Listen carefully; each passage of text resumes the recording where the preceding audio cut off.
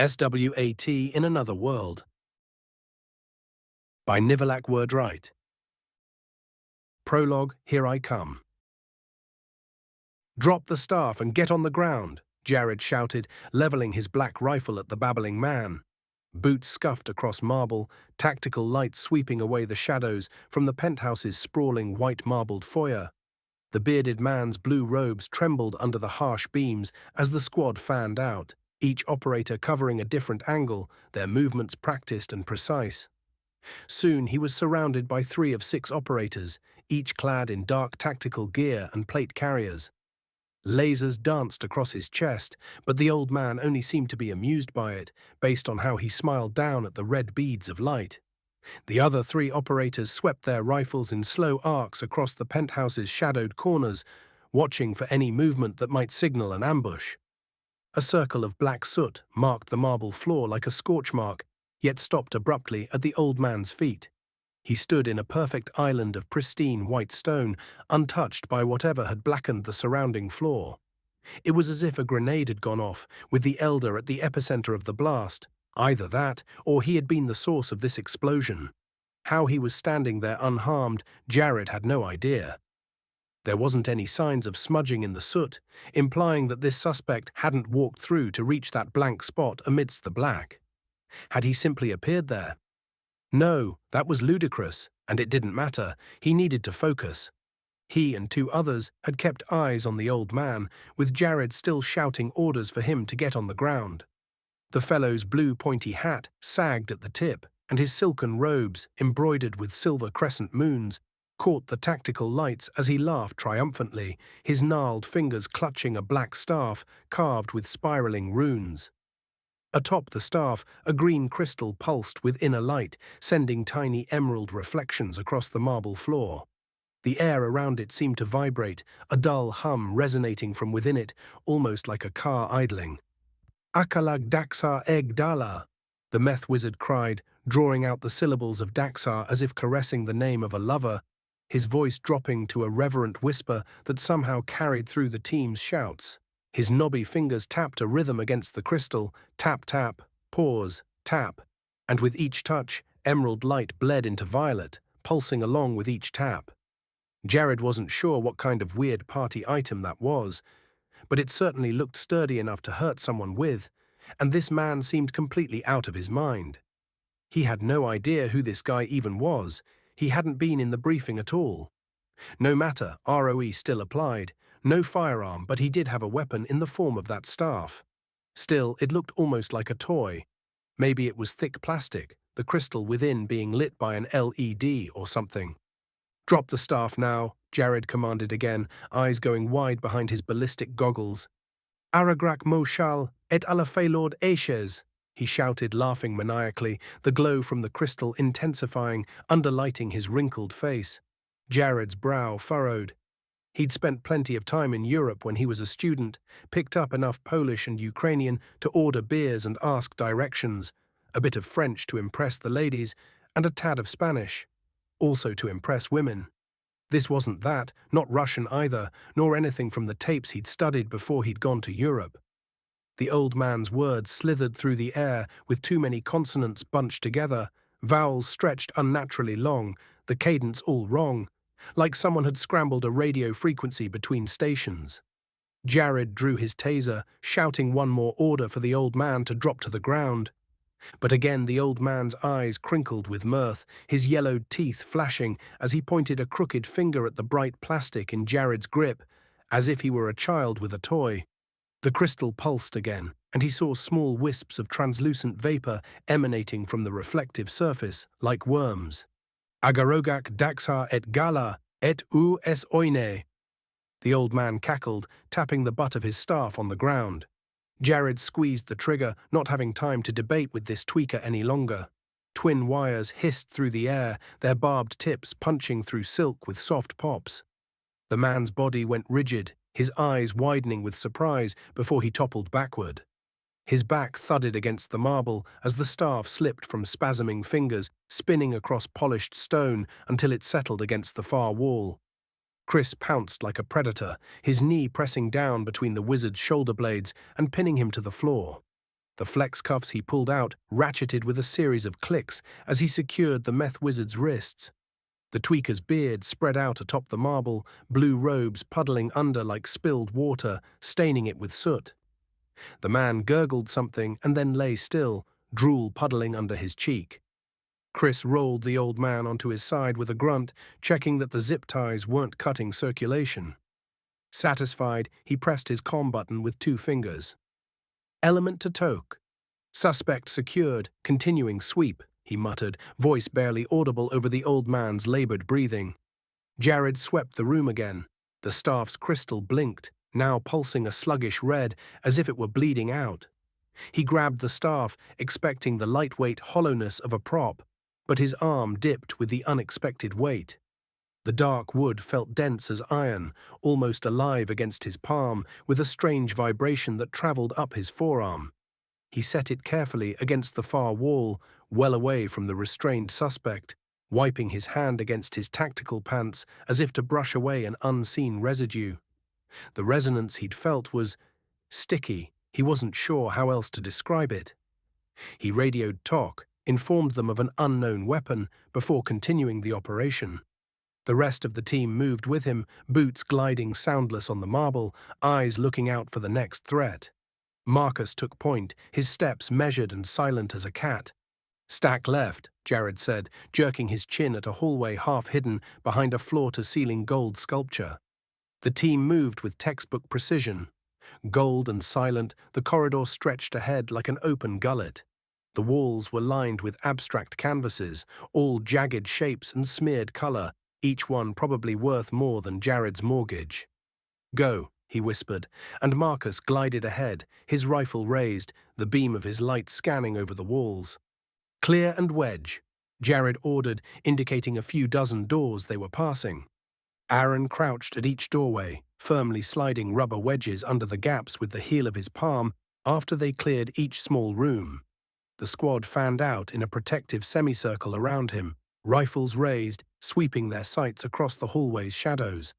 The soft thud of rubber meeting wood punctuated their controlled breathing as door after door was sealed behind them. Eventually, they approached a larger door, a lacquered mahogany double set with brass fixtures that caught the beam of Jared's tactical light. Eddie and Chris stacked behind Marcus, bodies pressed against the wall, weapons at low ready. Jared took the rear position, feeling each heartbeat hammer in his chest like a trapped animal. He signaled with 2 fingers, and Eddie twisted the handle with gloved hands, easing it open just enough for a sliver of visibility. The smell hit Jared first, not the expected sour chemical stink of a cook site, but a sterile, lemony tang that stung his nostrils and coated the back of his throat. Inside, laboratory-grade glass shelves glistened under recessed lighting, holding rows of amber bottles and clear jars, each bearing meticulous handwritten labels with chemical formulas. A sophisticated home laboratory sprawled before them, precision digital scales, beakers, imported pipettes arranged in graduated sizes, and a centrifuge that hummed softly on a granite countertop. Nothing actively cooking, no bubbling liquids or telltale smoke. Marcus swept left, tactical light illuminating every corner, while Chris cleared right, his boots silent on the polished concrete floor. Clear, Marcus whispered into his mic. Strange that someone so rich would decide to have a drug lab right in his own home, but perhaps he didn't trust manufacturing to common street thugs.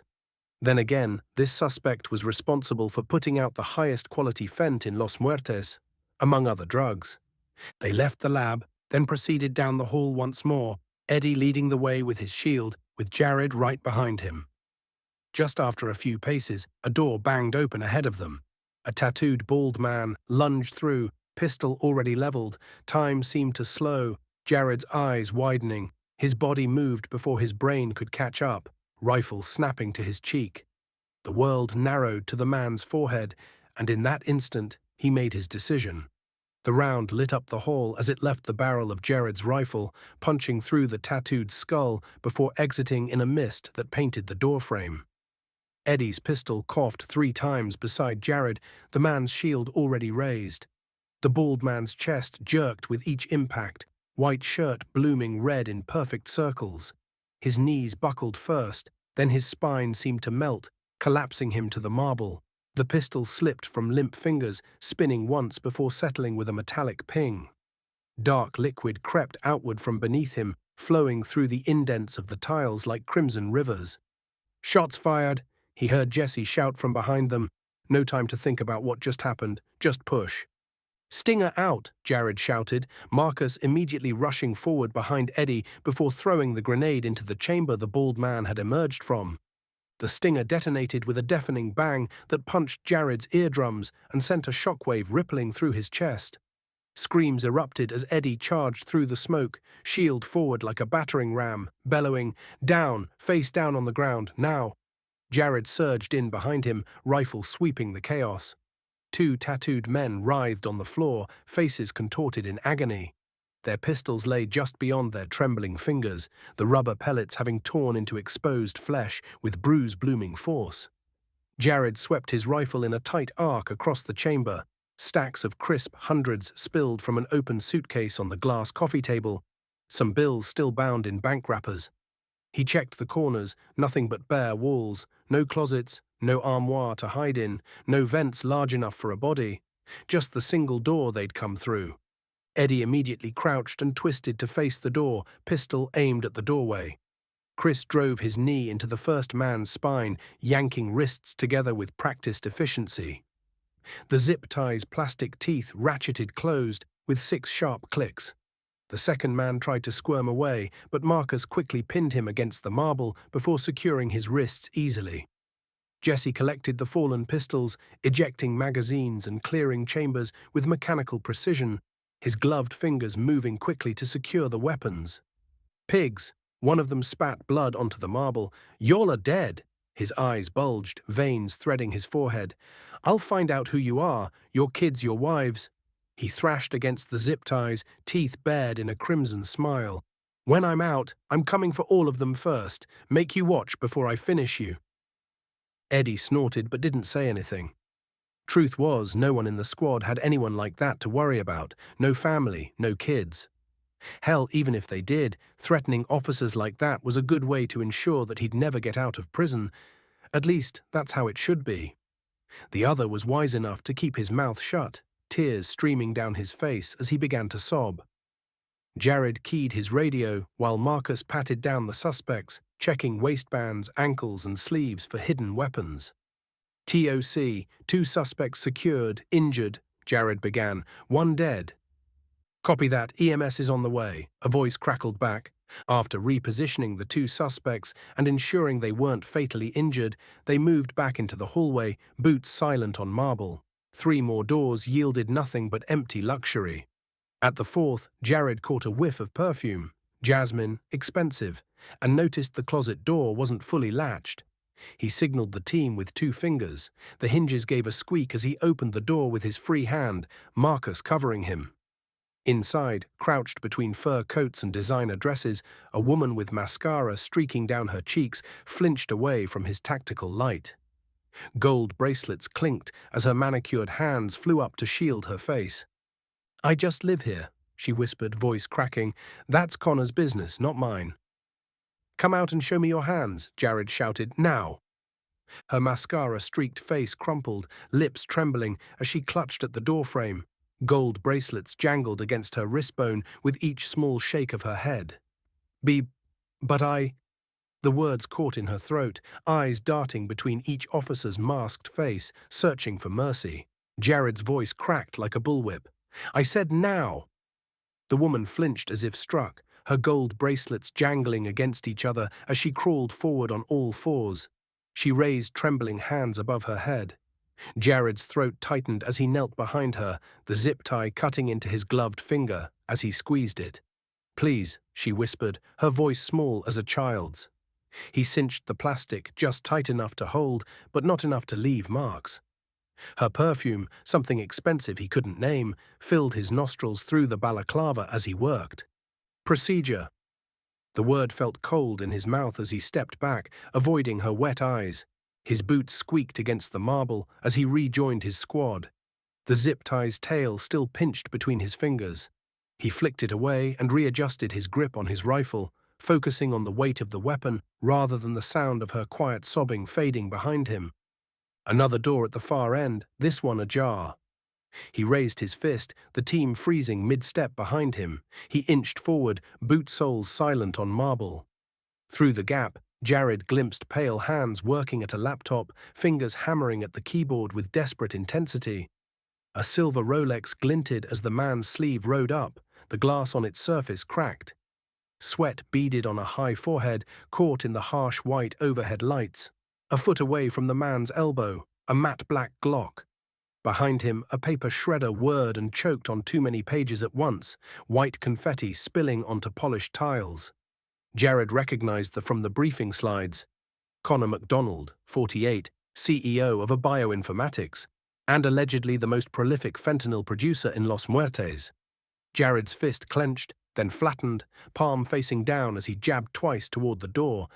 Eddie's eyes narrowed behind his goggles, a barely perceptible nod as he shifted his weight forward, hand tight on his shield's grip. The big man's shoulders bunched beneath his tactical vest, muscles coiling like springs before he exploded through the door, gun raised. "LMPD, hands up and get on the ground," Jared shouted as he surged through the doorway, rifle up and aimed right at Connor, boots skidding slightly on the polished floor. Eddie's shoulders filled the doorway as he passed the threshold, approaching the desk, his rifle sweeping left as Marcus slid right, dropping to one knee. Chris, covering their flank without a word or signal, just the whisper of boots on marble and 3 exhales in unison. A few filing cabinets hung open like gutted fish, manila folders spilling across Italian marble. Shredded paper dusted the floor in drifts, their text completely illegible now. A framed diploma hung crooked on the wall, the glass cracked as if someone had bumped into it by accident. Connor's eyes darted between the officers and the Glock, pupils dilating as sweat beaded along his hairline. His manicured fingers twitched against the keyboard, freezing mid-type. For a heartbeat, his gaze locked on the matte black weapon just inches from his trembling hand. Close enough to grab, too far to reach without telegraphing his intent. His Adam's apple bobbed as he swallowed, attention snapping back to the tactical team filling his doorway. "Step away from the weapon," Jared ordered. "Now!"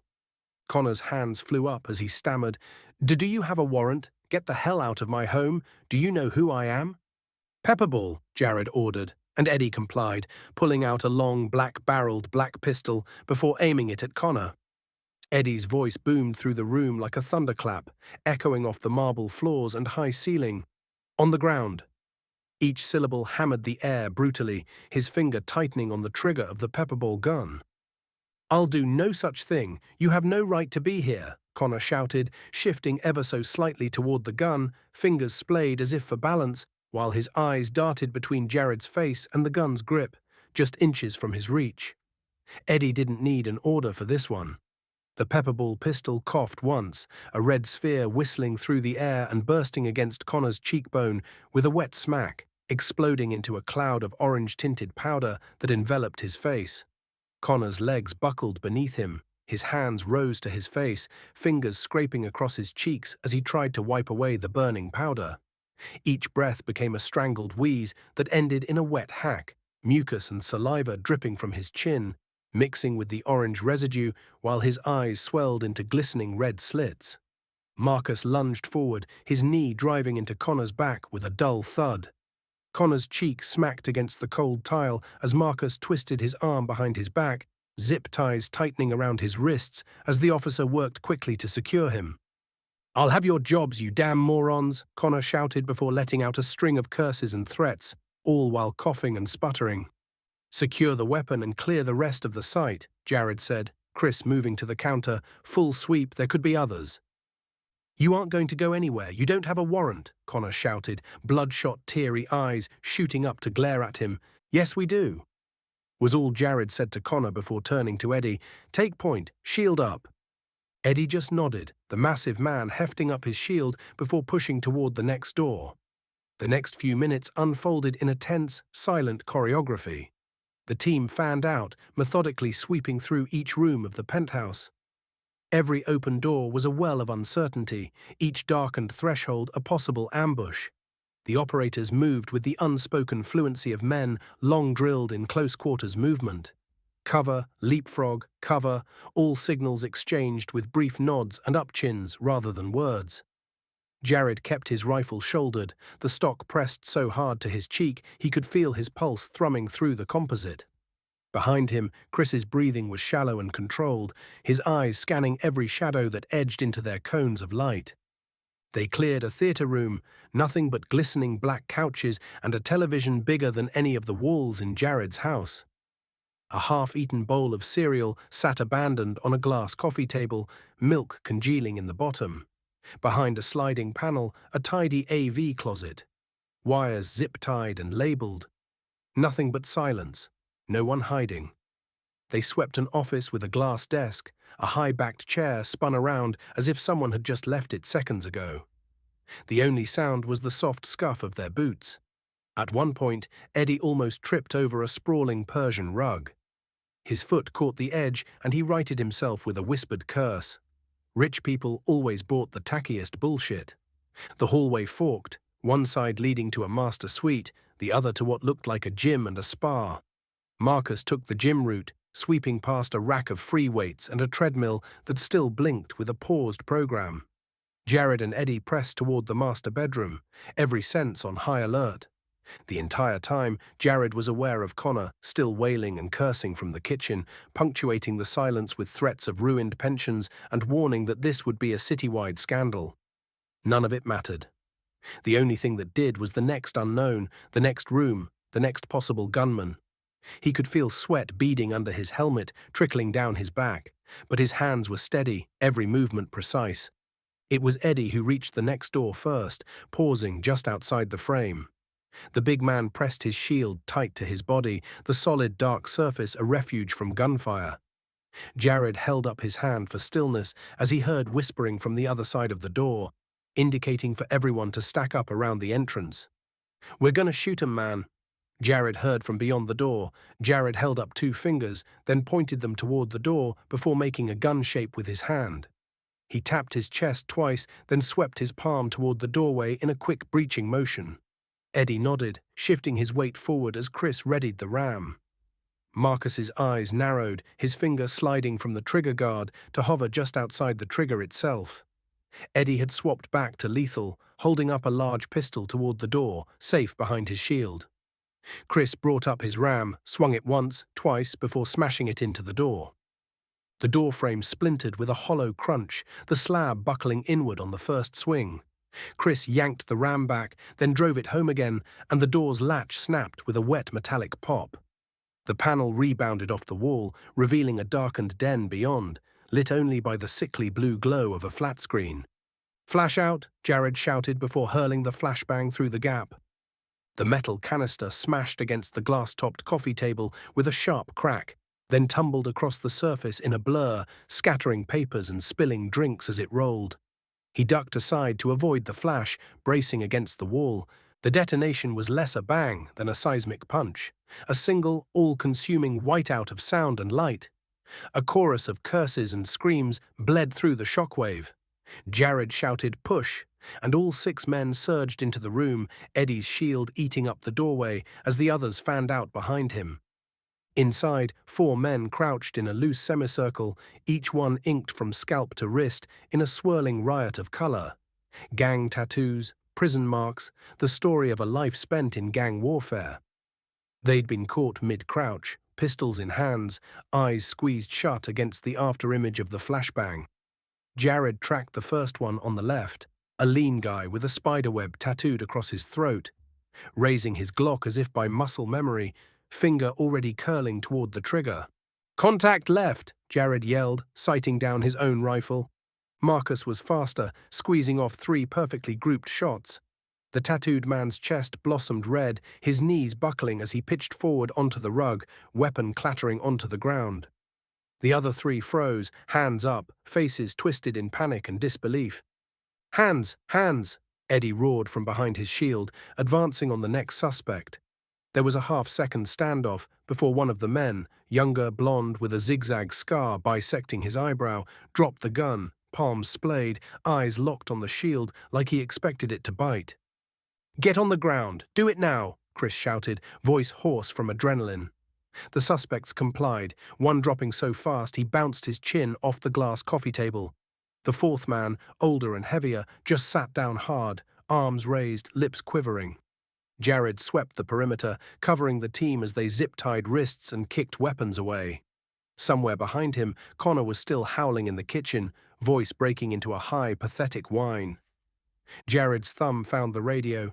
"TOC, suspect down, we need medical, several shots to the chest, 3 others secured." His voice came out flat while his eyes fixed on the tattooed man's fingers, which clutched at nothing, opening and closing like a dying spider as dark blood bubbled between his lips with each shallow gasp. "Copy," TOC replied. There was still a small chance he could survive, but Mark's grouping had been fatally perfect. Still, they had to try. He let out a small sigh, ignoring the temptation to sit down on one of the nearby couches. He could do that once he got home. Jared patted down the blonde kid's pockets, his gloved hands finding nothing but lint, a crumpled receipt, and a half-empty pack of cigarettes. Eddie flipped the heavy-set man onto his stomach, methodically checking waistband, ankles, and the small of his back, where a piece might be tucked away. Marcus ran his hands along the third suspect's sides, then shook his head at Jared.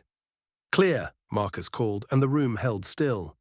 Only the flat screen moved, flickering through a carousel of security feeds, every angle of the penthouse, every door and window, all of them empty, including the entrance where they had zip-tied the old guy. Jared blinked, realizing that the zip ties were simply laying on the floor, not snapped, but still formed to fit around wrists. Somehow that old tweaker had managed to slip straight out of the ties.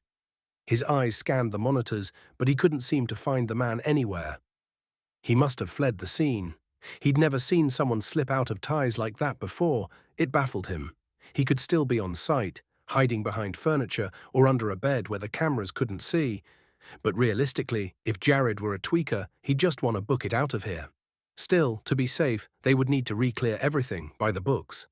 Jared keyed his mic. Element to talk. Suspect at the entrance, slipped his ties somehow. He's loose somewhere. Elderly, in his 70s. Blue robes, big beard. May have fled the scene. Copy that. Perimeter officers will keep a lookout for him.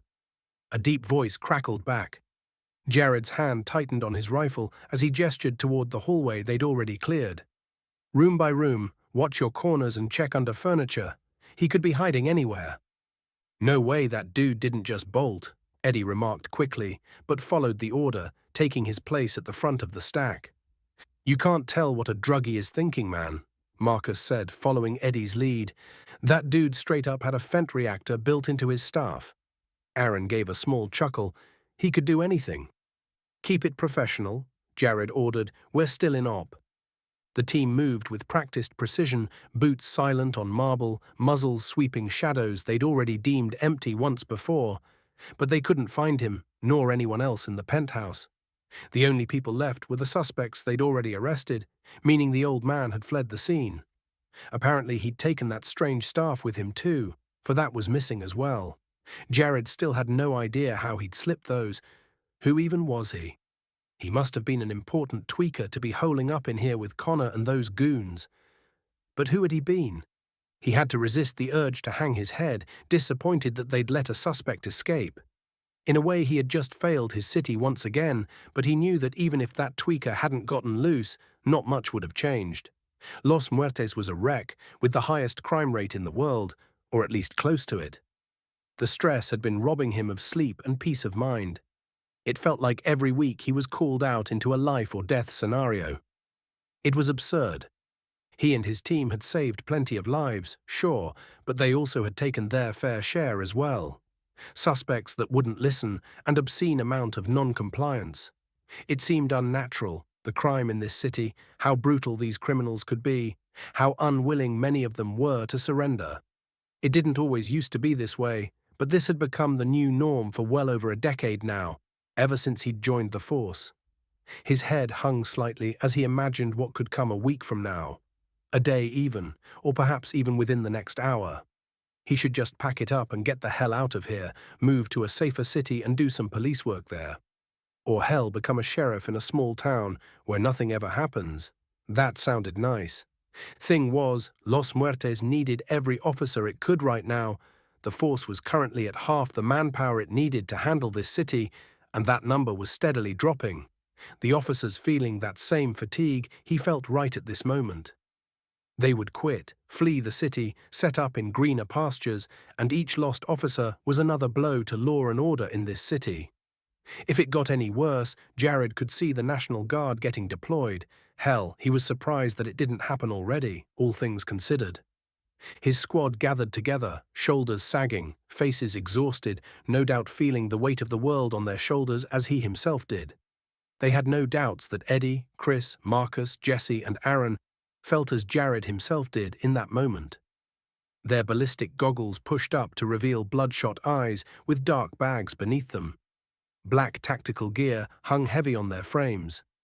Each man was similar in a few ways, mid-30s, bone-tired, and dearly hoping they wouldn't be called in for another raid tonight. Ideally, they should have had more than 6 men in their squad, but since manpower was incredibly low, they had to make do with 6. There were 30 other raids going on right now, or in a few hours. Also 6-man squads, it was horrible, obscene even. Not even the largest cities needed to have so many simultaneous raids happening this consistently. Felt like he was out every day on operations now, same with the rest of the guys. Killing men didn't even faze any of them anymore.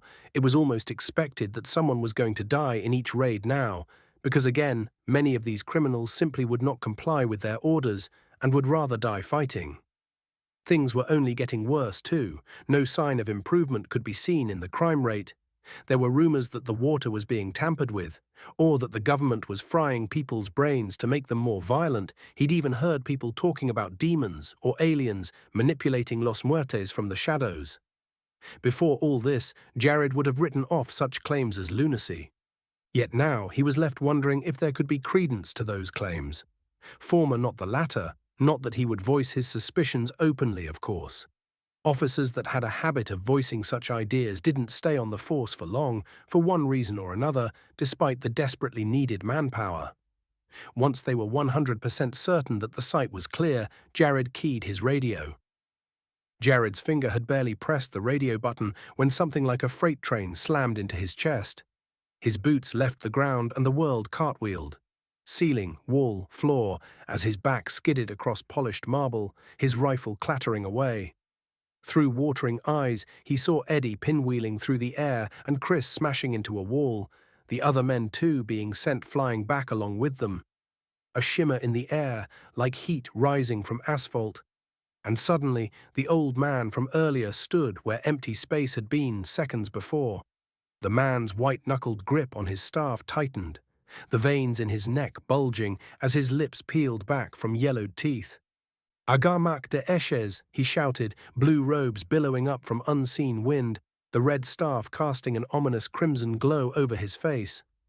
Jared's knees scraped marble as he lunged for his fallen rifle, fingers closing around the grip. Around him, boots squeaked and tactical gear rattled as his men staggered upright. 5 guns swung toward the robed figure, laser sights dancing across blue fabric. On the ground now, Jared's voice cracked, the words tearing his throat raw. The air between them crackled with static electricity, raising the hairs on Jared's forearms beneath his tactical gear. A shimmer appeared, first just a ripple, then crystallizing into translucent blue walls that hummed with energy. Jared's finger froze on the trigger as the walls sealed above them with a sound like ice cracking. His bullet struck the barrier and it ricocheted back past Marcus's ear with a high-pitched whine. 5 laser sights now bounced uselessly off the inside of their prison, casting crimson dots across each man's horrified face. Jared's mouth went dry as sandpaper, his pulse hammering in his ears. The rifle trembled in his hands. He blinked hard, once, twice, as if the barrier might disappear, but still it remained. The blue walls hummed, solid as steel but transparent as glass. "Eka bika lasso me gusta," the wizard shouted, tapping his staff on the ground 3 times, each tap changing the color of his staff from green to red, then to purple. He then pointed directly at Jared, "Etu aapku." A pinprick appeared in the barrier, no bigger than a needle's eye. The old man's chest heaved as tendrils of violet light unspooled from his mouth, his nostrils, the corners of his eyes. The light writhed like living smoke, twisting upward into the crystal prison. His staff floated in the air on its own, a deep hum resonating from within it, seeming to shake the very ground beneath their feet. The meth wizard crumpled to the ground face first, one cheek pressed against cold stone, pupils dilating until the irises were swallowed in black. Time seemed to slow to Jared's perspective again, and he found himself raising his rifle, aiming directly at the small hole in the barrier. It wasn't big enough for the bullet to pass through, but it was widening, and he didn't want to be subjected to whatever was going to happen here. A dark purple light then shot into the barrier through the widening hold, the tendril of light seeping through the gap. Every instinct screamed that he could not allow that light to touch him, no matter what. He aimed down the hole and pulled the trigger. The shot flew through the narrow gap and passed through the tendril with no effect. But that was not what Jared had been aiming at. The bullet sped toward the crystal. At the same time, the light tendril reached him, stabbing into his chest and past his plate carrier. Jared's spine arched as frigid needles spread through his ribcage. His jaw locked open in a silent scream while snapshots flickered behind his eyes. His mother's funeral, graduating from high school, his first arrest, each memory yanked forward and examined by something cold and curious, like a child turning over stones to study the writhing things beneath. Then the bullet struck. A spiderweb of fractures raced across the crystal's surface with a sound like ice breaking, a high-pitched whine replacing the deep hum from earlier. The crystal detonated with concussive force, hurling razor-sharp fragments in every direction. They ricocheted off the outside of the barrier with metallic pings before disintegrating into glittering dust. The vapor writhed in the air, its purple tendrils twisting into sickly green as it split off wildly. Darting toward his squadmates, inside Jared's head a foreign presence thrashed wildly, not his thoughts, not his fear, something ancient and suddenly terrified. And he could see its memories, reading large dusty tomes, casting spells, a land reigned over. And long research done in order to reach the outworld. Jared felt hot molten spikes driven into the sides of his head as he collapsed to his knees, the world spinning as he did so. Thoughts in a language he didn't understand played through his mind, or at least should not have understood. Aidin et eshes, the old man's voice cried in his mind, but now Jared could understand the true meaning of the words. I need the wishes. Through the haze of pain, voices warped and distorted. Eddie's baritone stretched into an inhuman wail, Marcus's sharp gasps punctuating Chris's wet, gurgling breaths. The world smeared into watercolors, tactical vests bleeding into marble floors, faces melting into unrecognizable flesh-toned puddles. Jared's fingers, numb and distant as if belonging to someone else, fumbled blindly at his belt until they scraped against hard plastic. Talk, Jared cried through clenched teeth. Talk, get EMS in here now. However, before a reply could come, emerald lightning crackled across Jared's vision, searing his retinas. His mouth filled with the taste of copper as the floor seemed to dissolve beneath him. He clawed at empty air, lungs collapsing inward like crushed paper bags, while shadows thicker than oil swallowed every last particle of light around him. His body slammed against something hard, the impact jolting through his skull before darkness swallowed his consciousness. Chapter 1. Not in Cali anymore. Jared awoke with a cough, and he rose, nearly hurling as the world spun around him. He scrambled for the radio attached to his vest, fumbling with the buttons before clicking it on. Talk, need. He coughed, nearly falling back on the hard ground. Before he could continue, though, the radio replied, with nothing but static. He cursed, trying to get his bearings as he took in his surroundings. He was in a small square chamber of dark stone, lit only by a small cluster of crystal shards scattered across the floor. A large table was shoved against a far wall, loaded with tons of other crystal shards, each diamond-shaped and as large as his pinky nail. These crystals pulsed with an otherworldly luminescence, some blazing ruby red like fresh blood, others an electric cobalt that reminded Jared of police lights, a few shimmering with the sickly yellow-green, and several gleaming with a purple so deep it seemed to swallow the surrounding darkness, rather than illuminated. They were called. Jared clutched the sides of his head as his vision exploded into fragments resembling the crystals. His hands transformed before his eyes, skin wrinkling like parchment, liver spots blooming across knuckles that swelled with arthritis. The world tilted sideways as his vision narrowed, focusing with unnatural intensity on a massive amethyst crystal, its facets catching light that wasn't there. His fingers, no, not his fingers, but somehow his, trembled as they positioned the gem atop an intricately carved staff of blackwood, its surface etched with spiraling runes that seemed to writhe. With this, I will pierce the veil to the outworld. The thought thundered through his consciousness in a voice both foreign and intimately familiar. Jared shook his head with a violent gasp, cold sweat beading on his forehead. "What?" he whispered hoarsely, eyes bulging. Who was Deldy, and why had he felt the absolute sure that he had just been looking through this stranger's eyes? The terrifying sensation of his identity being temporarily erased, like a radio signal overwhelmed by a stronger broadcast, left him shaking. He stood on shaky legs, further surveying his surroundings.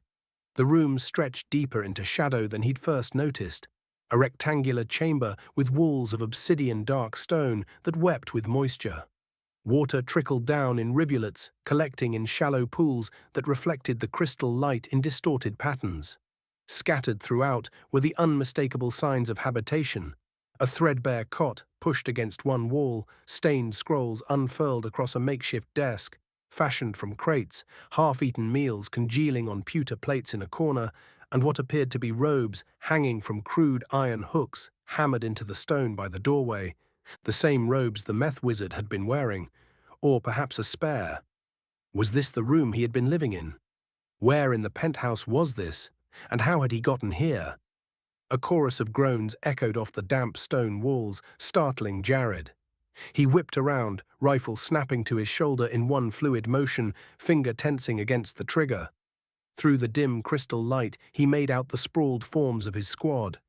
He counted 5 prone shapes, each in full kit, faces obscured by black balaclavas and body armor bristling with pouches and gear. The nearest, Marcus, lay on his side, gripping his helmet as if trying to stop his skull from bursting. A foot away, Aaron twitched, sucking air through clenched teeth. Eddie sprawled belly down, a mountain in tactical nylon, his hands pawing at the stone for leverage, while muffled curses leaked out with every groan.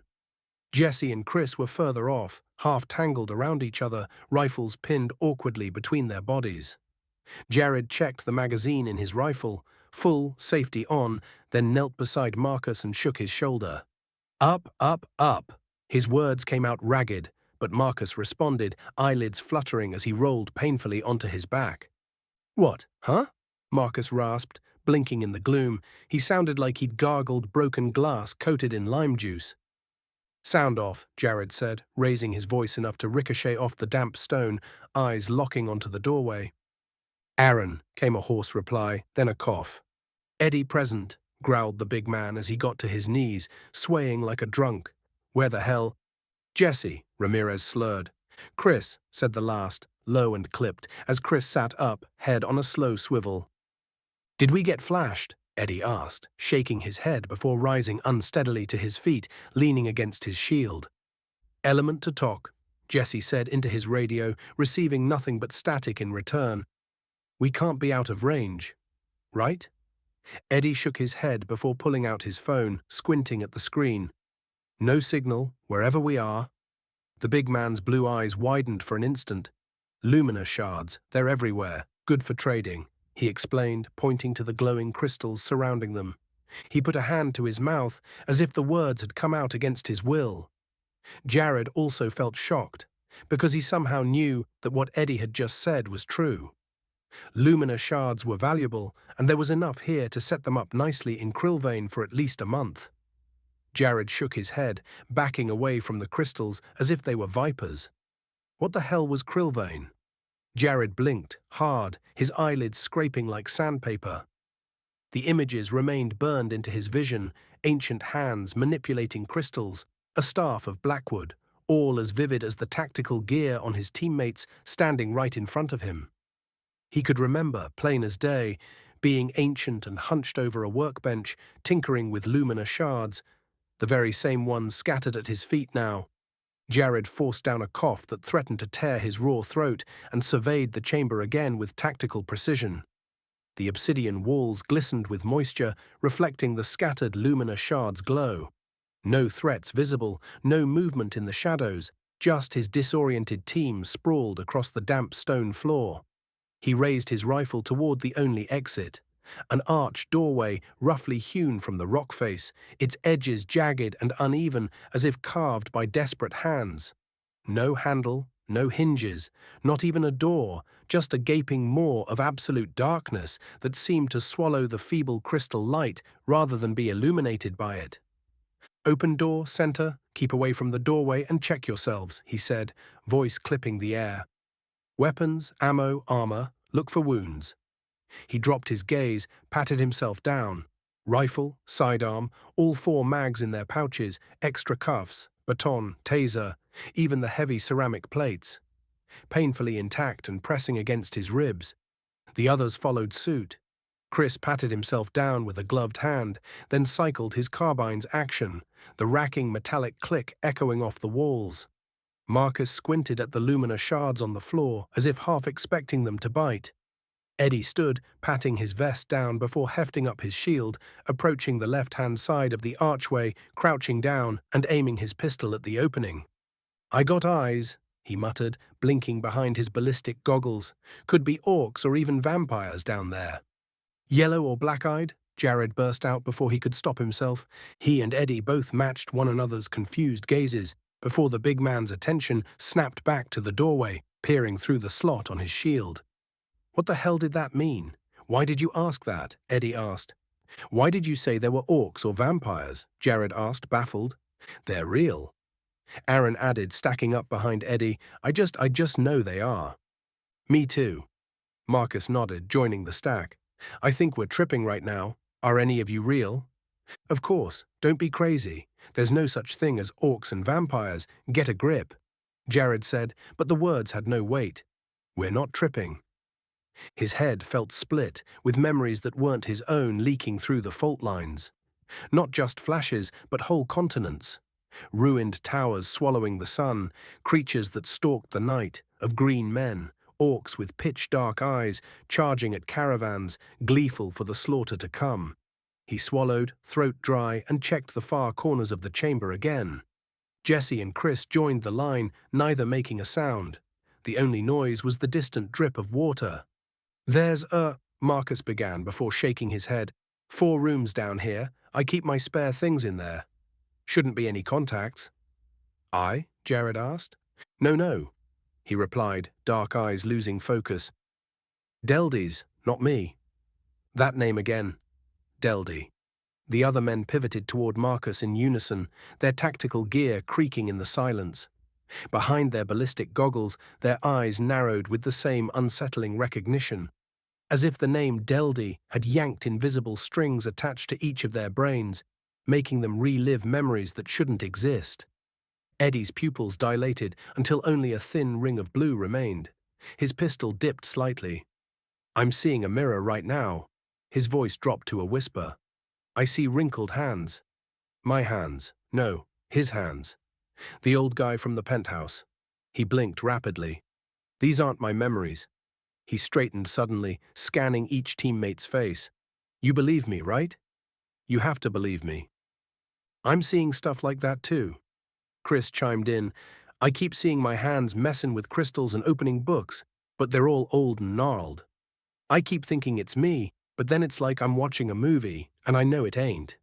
His voice faltered. "Did a lot of acid in college, shrooms, you guys know, but I've never felt like that before." Jared's pulse quickened. This wasn't just group psychosis.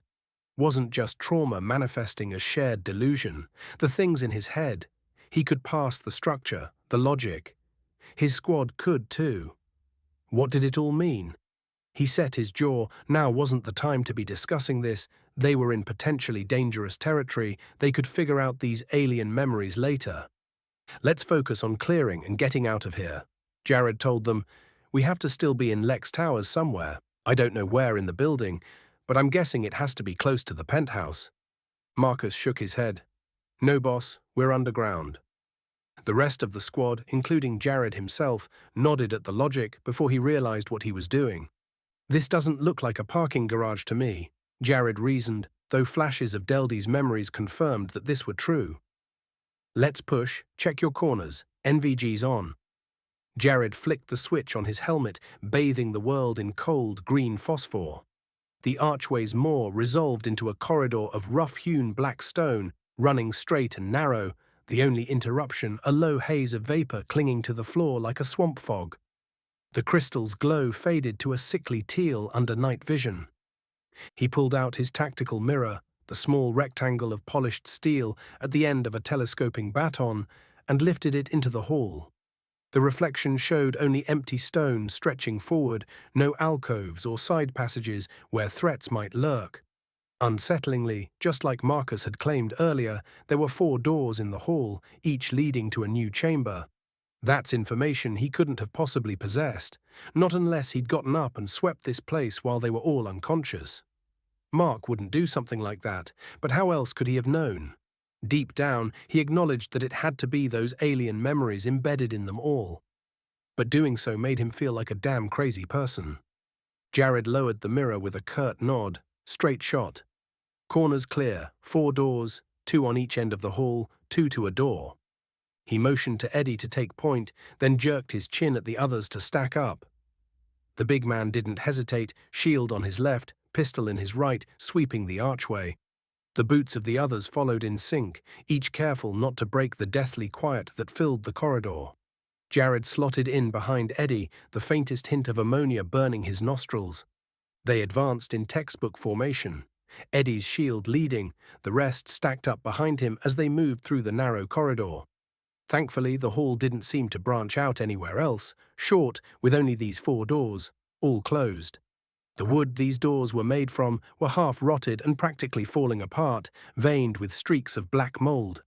Jared caught Eddie's eye through the green phosphor glow of his NVGs and flicked 2 fingers toward the rotting door where he and Marcus waited. Eddie nodded, the movement barely perceptible beneath his tactical helmet, and shifted his weight to the balls of his feet.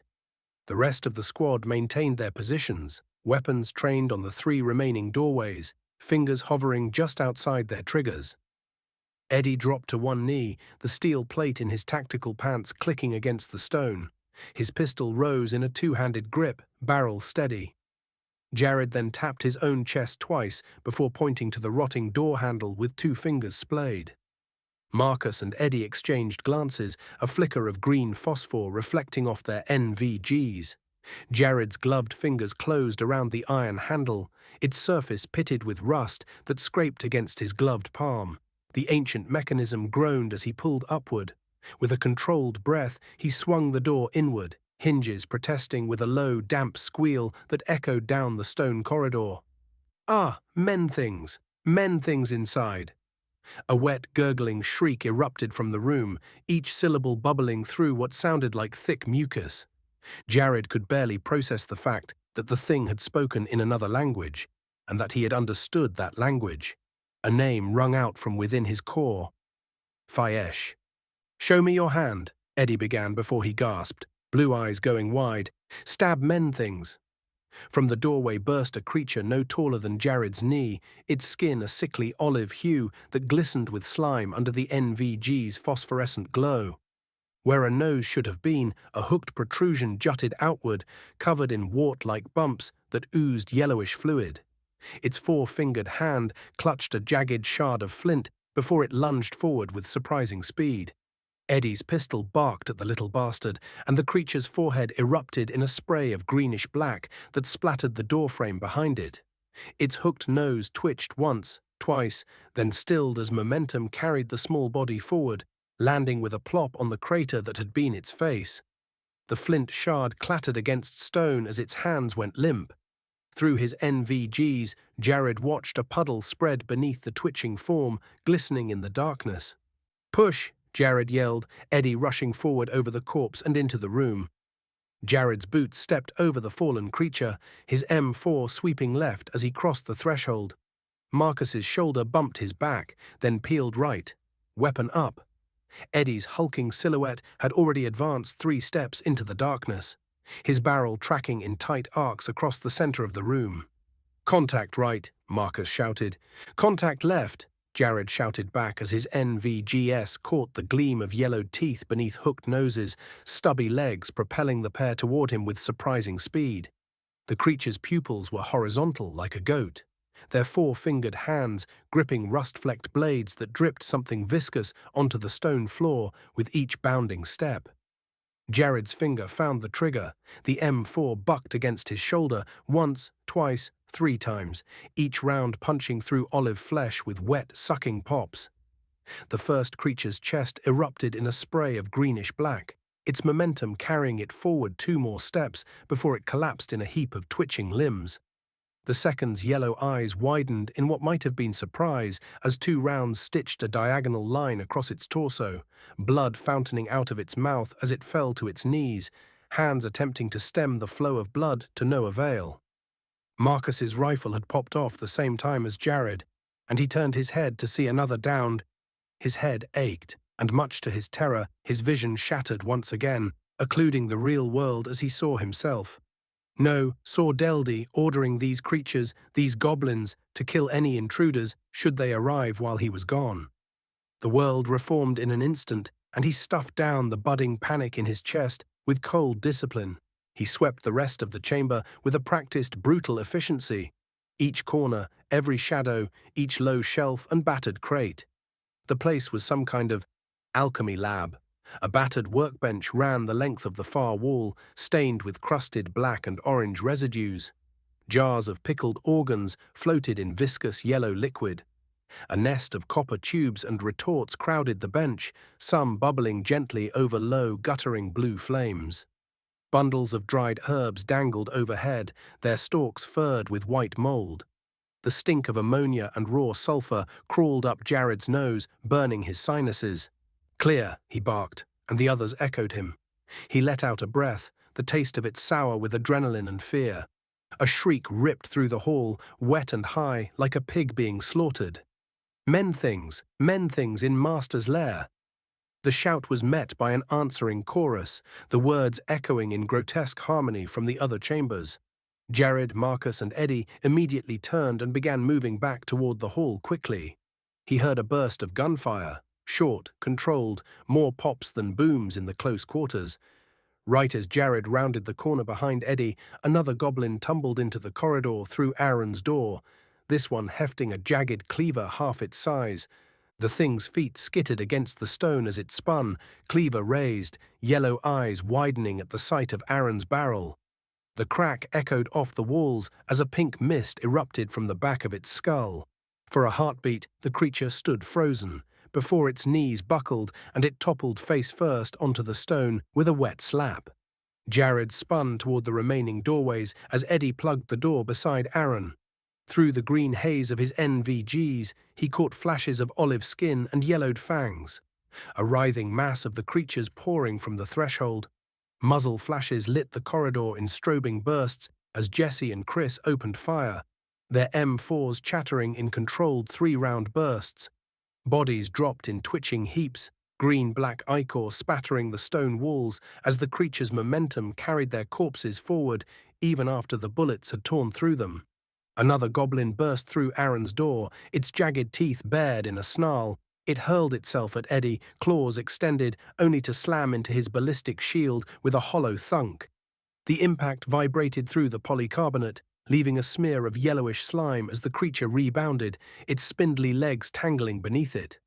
It landed hard on the stone floor, its hooked nose twitching as it emitted a high-pitched screech that echoed off the chamber's walls. Eddie's pistol sent a single round forth and caught the goblin in the mouth mid-screech, blowing out the back of its head in a mist of bone and brain. The creature twitched, then lay still, a ragged line of teeth scattered across the wet stone. "This ain't happening," Chris shouted. "Ain't no way this is real." "Get a grip," Jared shouted. "Focus, think about it later." The next wave came fast, 3 of them, one after the other, all bared teeth and wide sideways pupils. They screamed, but the squad's response was controlled and smooth. Muzzle flashes strobed the stone walls in violent bursts of orange-white, casting stark shadows that danced and jerked with each round. The air cracked with each shot, spent brass falling to the floor like metallic raindrops. Still more goblins came, but their dead comrades, combined with their lack of tactical foresight, was their demise. One tried to scramble over its dying comrade, but slipped in the blood slick and caught a round through the throat. It shuddered, then plopped flat. A moment passed, shoulders tensed, eyes watching the doors. But no more goblins came.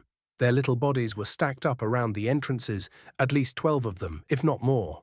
"Stack up," he ordered. "Aaron, Chris, cover us." They didn't need to hear it, but saying it made the world feel more grounded. One by one, they went to the open doorways. Inside the first, rows of crates lined the stone walls, their contents haphazard. Piles of rags, broken glass, rusty blades, a scatter of the glowing crystals. There were sacks too, and when Marcus upended one, thinking a goblin was hiding inside it, it spilled out a heap of powder so dark it looked blue in the NVGs. The air in here was choked with dust, the floor sticky with residue. It didn't smell like any narcotic he'd ever come across, but the Deldy memories insisted this was shardroot, a narcotic made from the dried sap of a tree that grew only in the fangs. He felt the shape of the word in his mind, translating from English to Faesh, or vice versa. It was hard to tell. He swept the rest of the room, gun up. Nothing but supplies, no threats, no movement. "Clear," he said, backing out before they moved to clear the next room. This was no lab, just a hovel, piles of straw and rags, nests made for bodies half their size. The stink was overpowering, rot, old urine, the electric tang of the crystals. Broken toys, wooden dolls with their faces gouged off, littered the floor. Jared felt a shudder crawl up his skin under the armor. He swept once, then again, just to be sure, but these things didn't hide. They fought, or they died. Deldy's memory confirmed this. He'd bred these particular goblins to be hyper-aggressive and loyal to only himself. They moved to the last doorway, but this wasn't a room. A narrow stone corridor sloped upward with stairs, the walls slick with condensation. At the far end, maybe 30 feet up, was a pale slice of light. "Exit," Chris grunted, voice flat. "Push," Jared said, and they moved. The hallway was tight, so Eddie led the way as the men behind him followed. The air grew fresher as they climbed, and Jared found himself pressing the button on his radio, but still he only received static.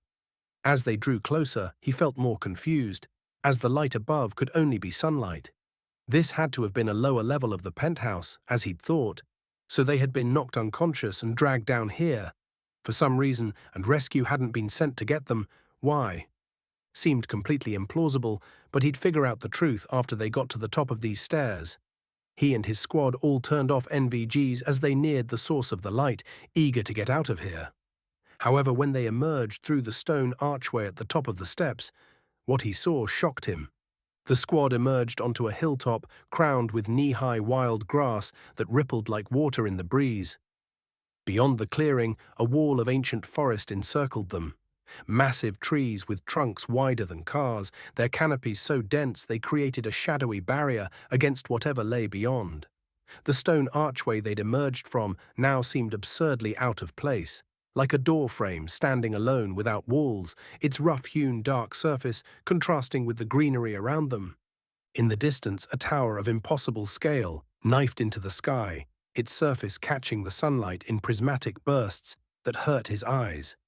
Jared blinked, his tactical training momentarily forgotten as he tried to gauge its height, 20 stories. 40? No, it had to be hundreds, vanishing into the clouds that circled its upper reaches like a crown. Despite the enormity of it, Jared could tell that it had to be weeks away on foot, maybe even months. It was Krillvane after all. If they wanted to reach it in good time, they'd need a team of horses. He doubled over, clutching his temples as foreign memories invaded his consciousness. Cobblestone streets winding between timber-framed buildings with sagging rooftops. Market stalls where merchants haggled over glowing crystals and dried herbs.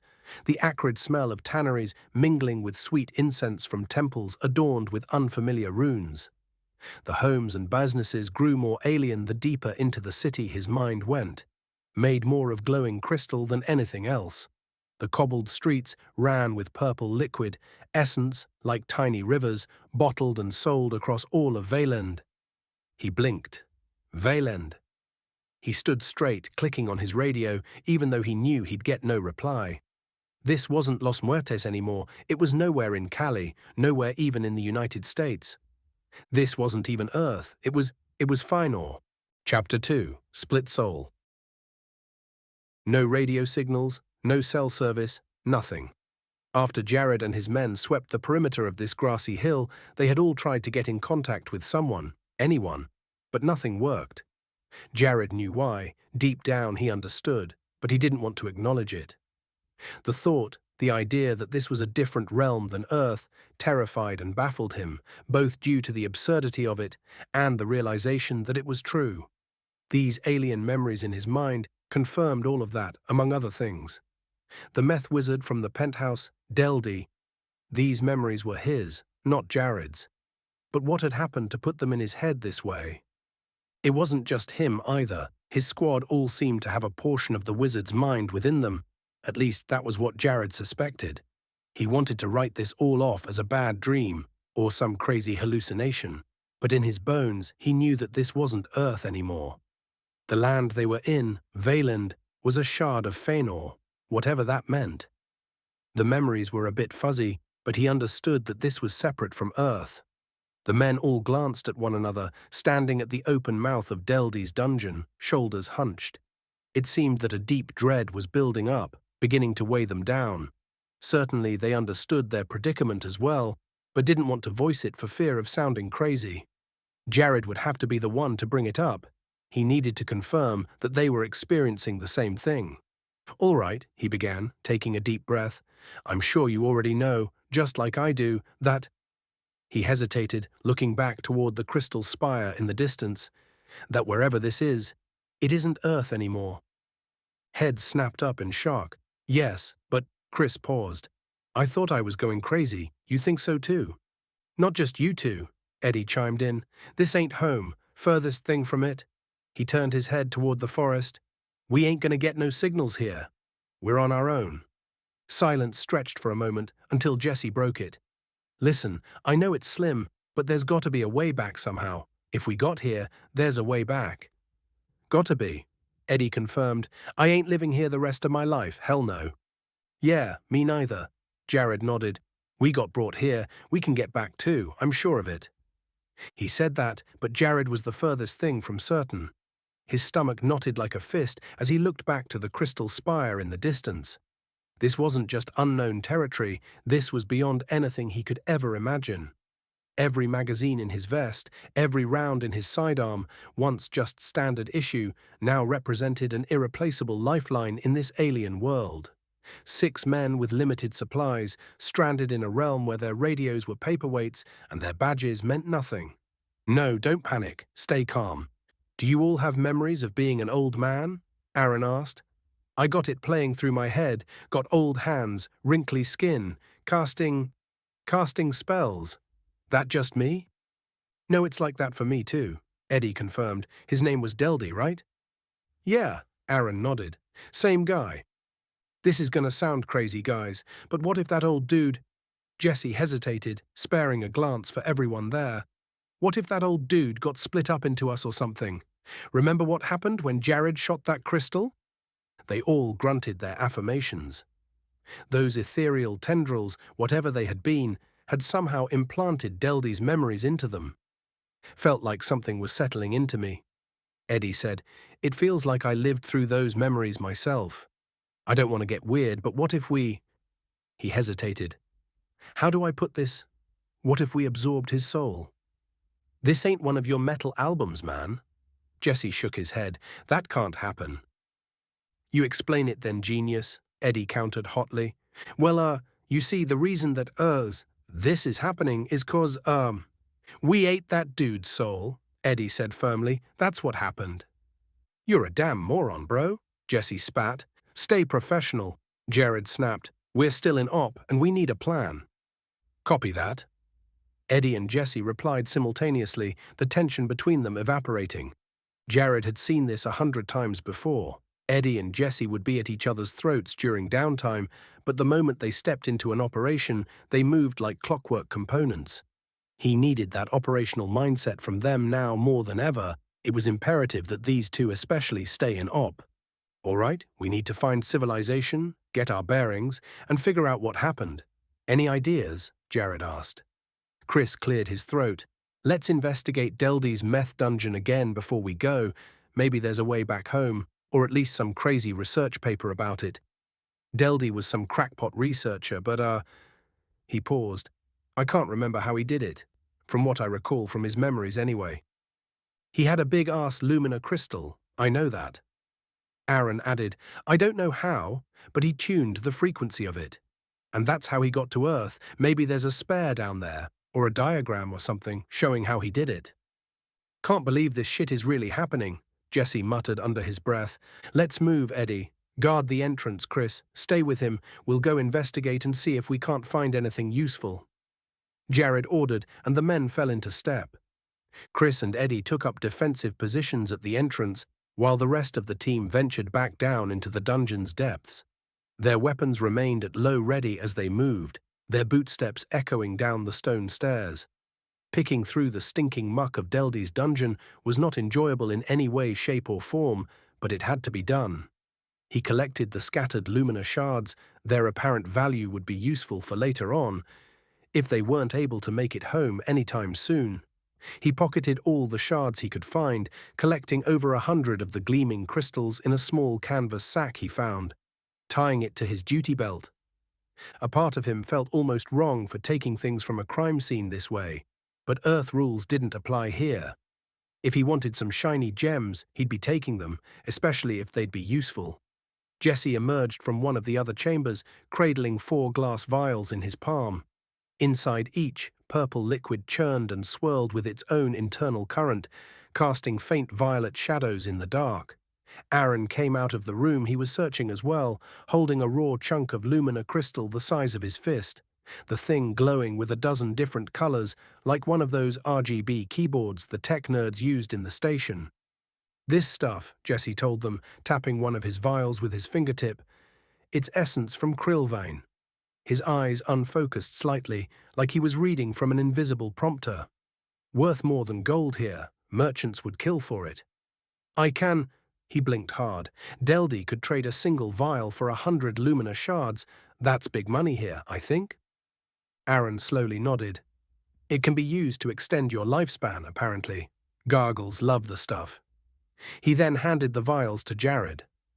Jared pinched the bridge of his nose as definitions merged in his mind, coming up with an English equivalent for what gargle meant.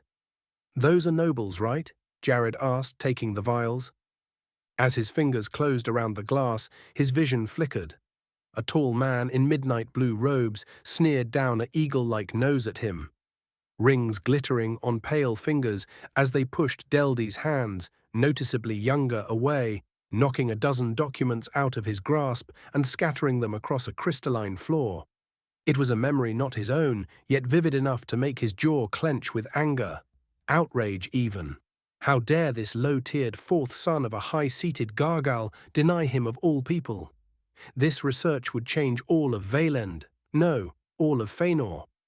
Jared took a breath, coming back to reality. Deldy did not like gargoyles, apparently, based on that memory. They could be bad news.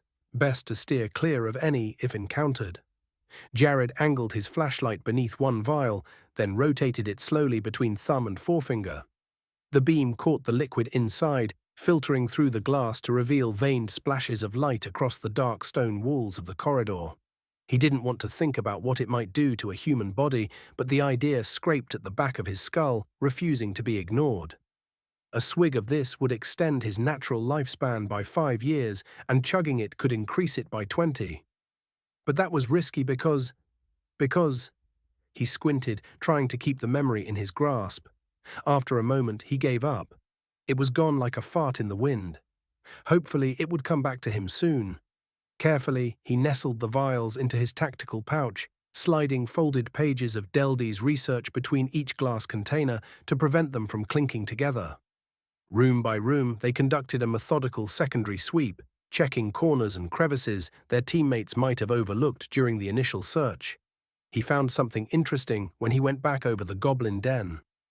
The hay-strewn floor was churned and rutted where the creatures had nested in pocks of exposed dirt, and at the far end, just where the stone met packed earth, he caught a faint shimmer.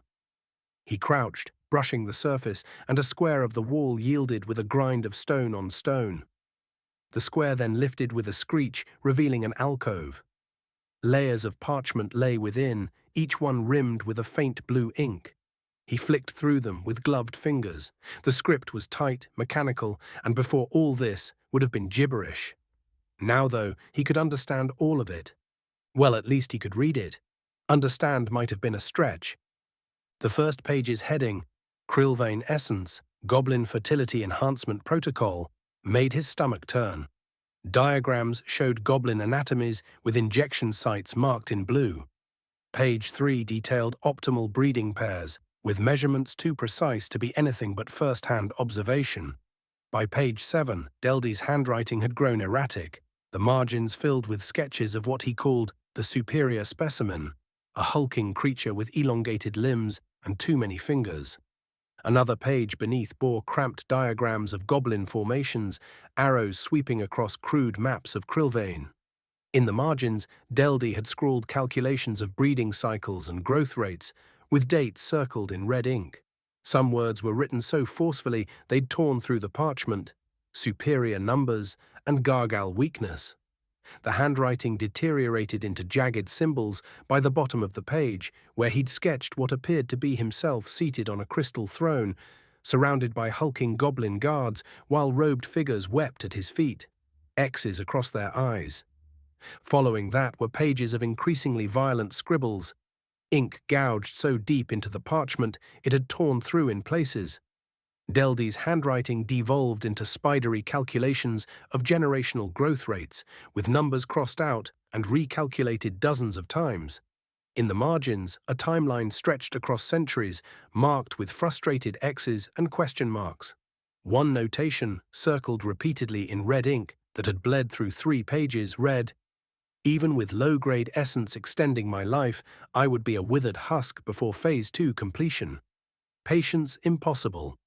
At the bottom of the final page, in steadier script, relegating goblin breeding program to Plan C. Too slow, too tedious, find another way. What a freak.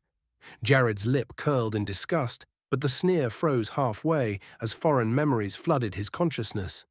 He could feel phantom sensations of the quill between his fingers, recall the exact pressure needed to make those deep gouges in the parchment.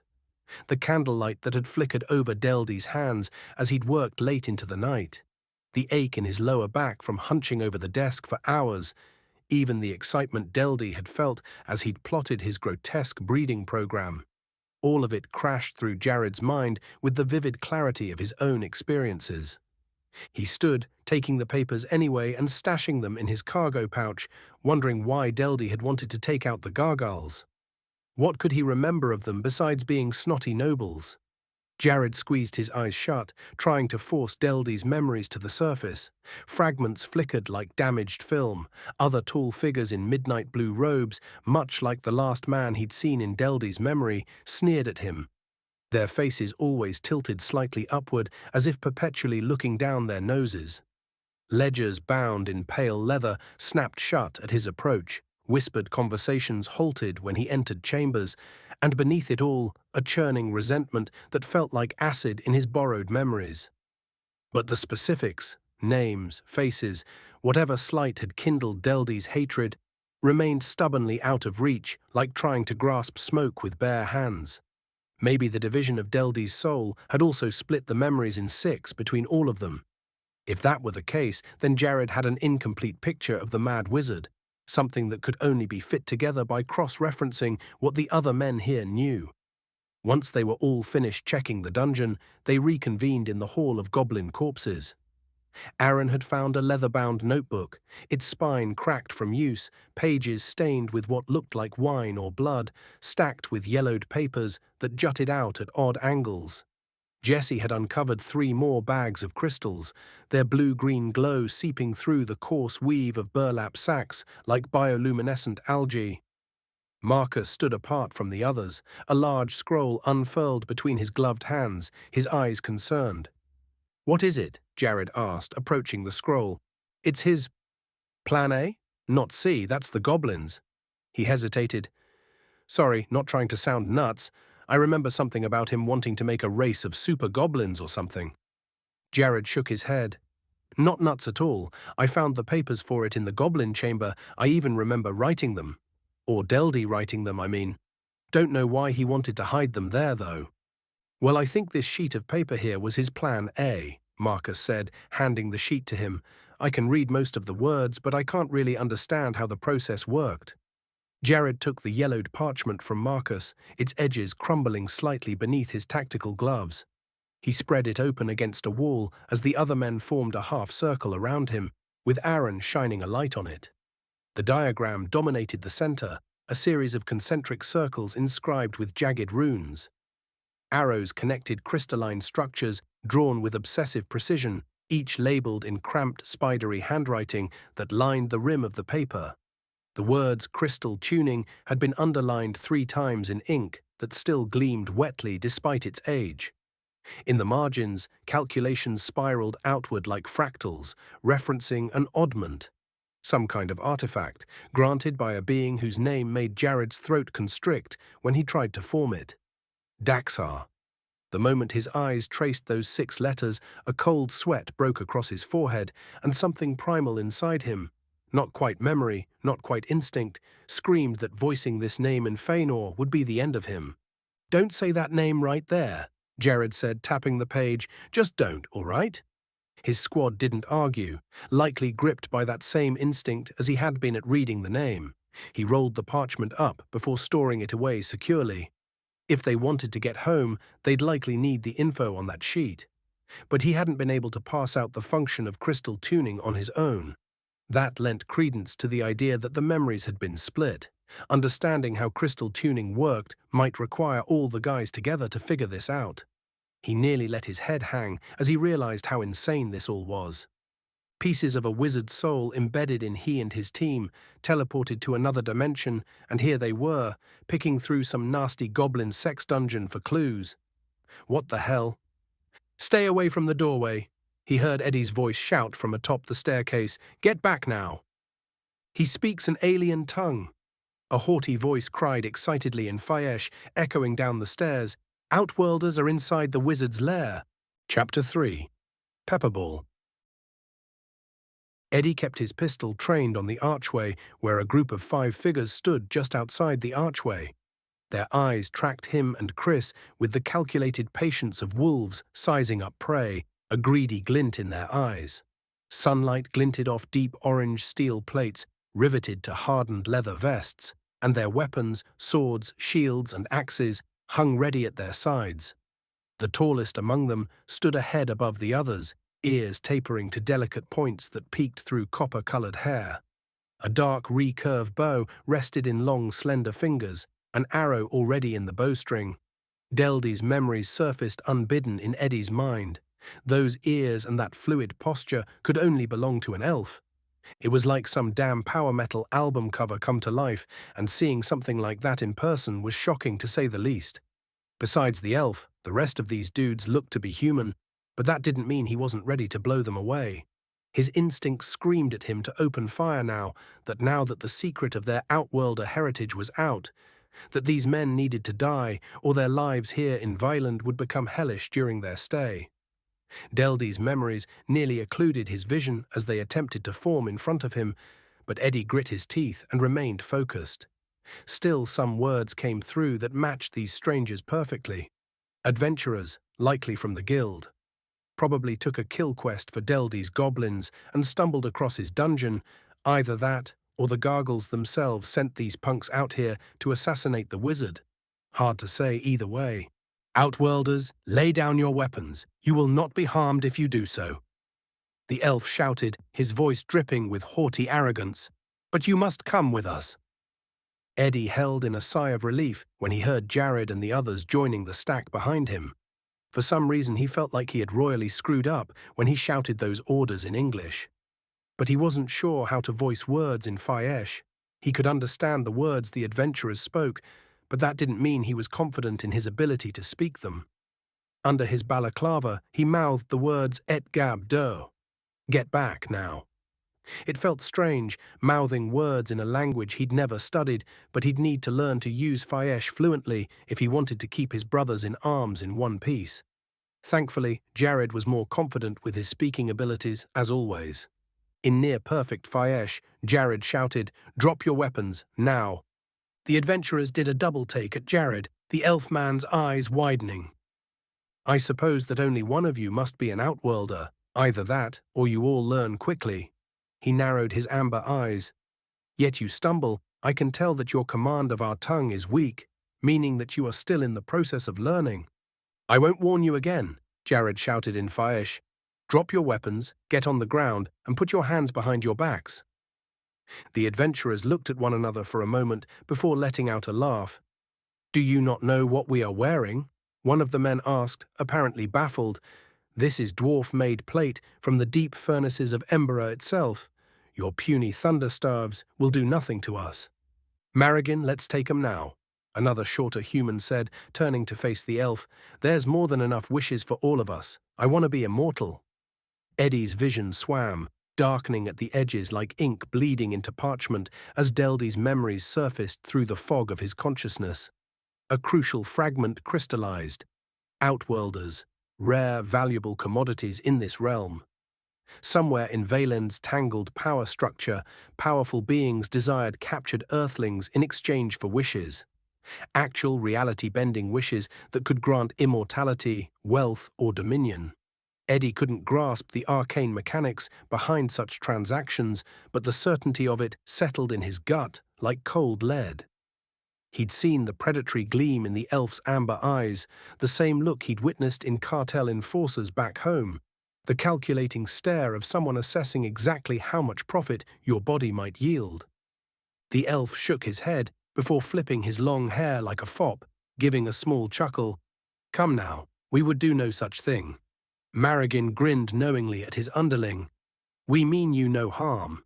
He laughed, lips curling up in a fake smile. "You can trust us. Just come."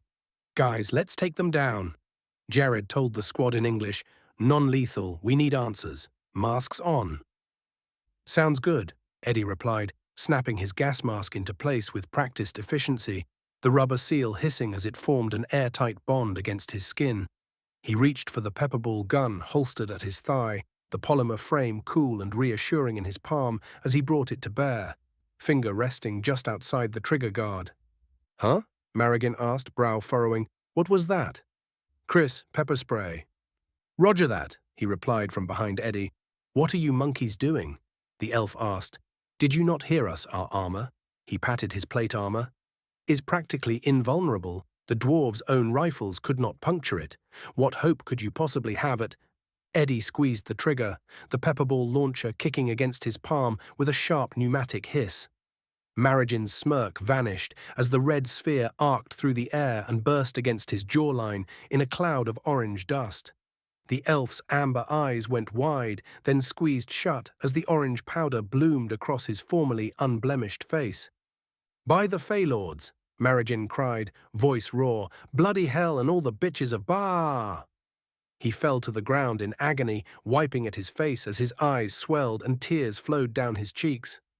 Eddie fired at the next guy, the red sphere hitting the steel visor with a plink. Orange powder seeped through the eye slit, coating his face in the powder. The man's stance crumpled as he clawed at his helmet, ripping it off with a guttural howl. Tears cut through the orange layer on his face while he writhed on the grass outside the alcove, hands pressed onto his burning eye sockets. Chris settled in beside him quickly as the remaining adventurers charged in, weapons raised. Chris opened fire with the pepper spray, a fine line of orange painting the dwarf-wrought steel of their helmets. They fell down like dominoes in front of Eddie, all 5 of the losers prone and writhing in pain. Eddie zip-tied the elf's wrists behind his back, while Jared and Marcus secured the others, plastic restraints clicking into place with practiced efficiency. The adventurers' dwarf-forged armor clanked against the ground as they thrashed, tears carving clean tracks through the orange residue coating their reddened faces. "My eyes!"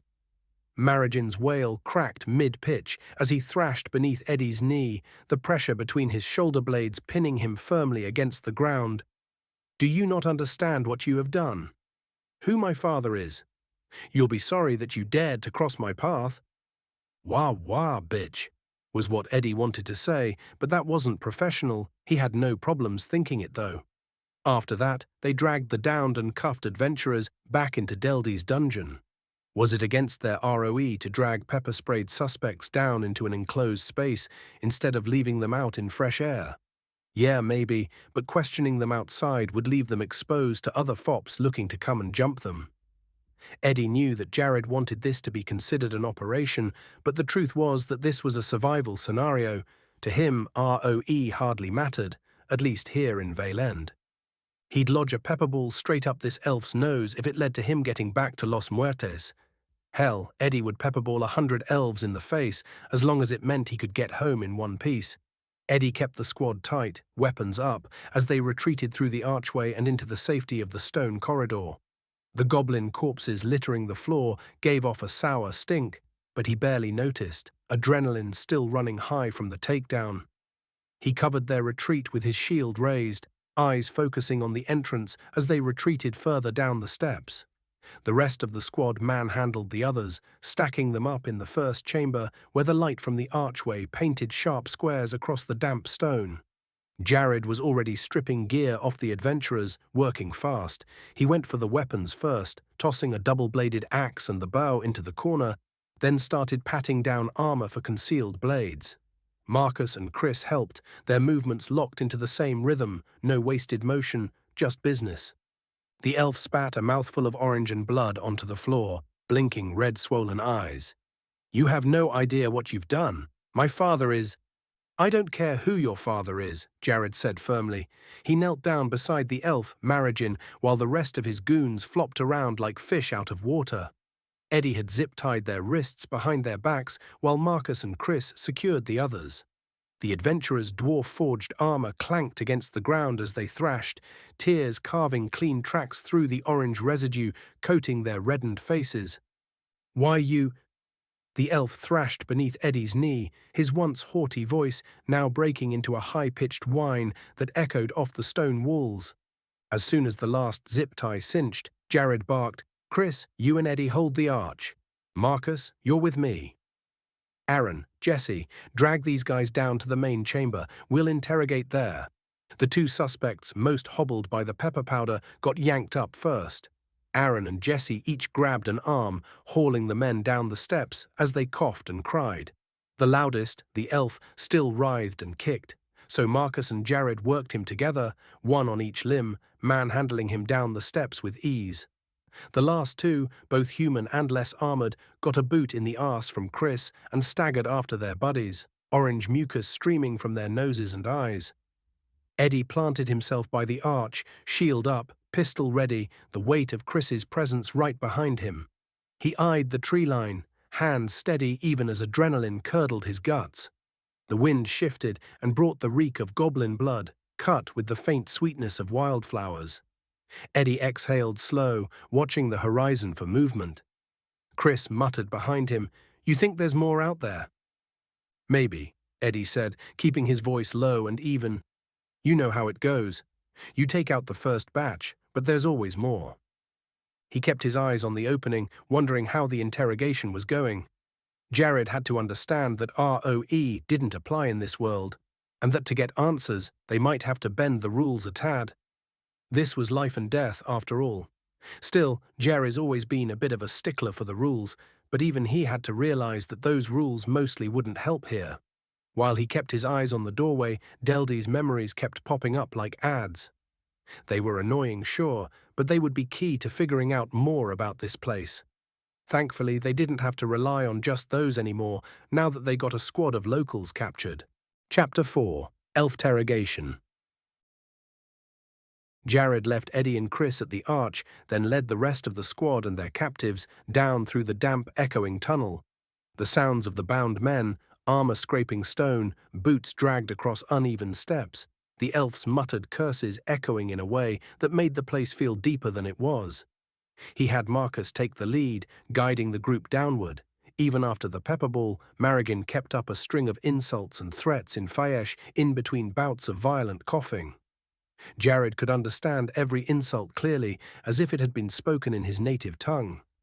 The main chamber was as he'd left it, slick black stone, the table topped with tools and scattered crystals, the cot and the mess of scrolls stacked up in the corner. Jared had Marcus and Aaron prop Marrigan up against the stone table. The elf's armor clanked as he hit the edge, but he didn't complain, just blinked past the orange crust, sealing his lashes. The others were dropped onto the floor in a heap, their wrists cinched tight behind their backs. The men coughed and spat, mucus and tears dripping onto the stone. Jesse stood over them, rifle at the ready, a silent shadow underlit by the multicolored luminous shards on the ground. "Search and strip. Get those helmets off too, I got eyes on," Jared ordered, and the squad complied.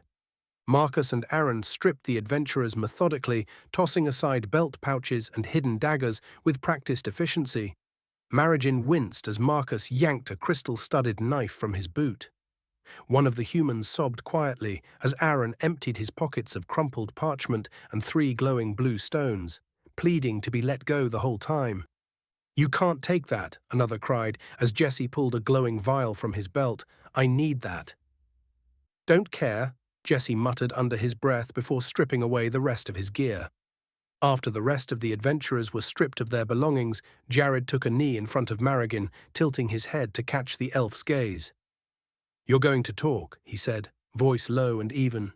"If you don't, you get another round of that stuff, or we can just leave you in here with the dead goblins and let you rot with them. Your call." Jared wasn't a torturer, and sure, this was against ROE, back in Los Muertes. Truth was that he had no intent to dose them with another hit of the pepper, though. Just the threat of getting hit with more should be enough to get them to cooperate, hopefully. Marrigan's upper lip curled, but the bravado had drained out of him. "You're outworlders, all of you." He said it like an accusation. "Yeah," Jared said, "we're not from around here. That's why you're going to tell us everything." He glanced at the others, saw the anger and fear and calculation in the set of their jaws and shoulders. "Start with what you know about Deldy." Marrigan worked his tongue over his teeth, spat a clot of orange onto the floor.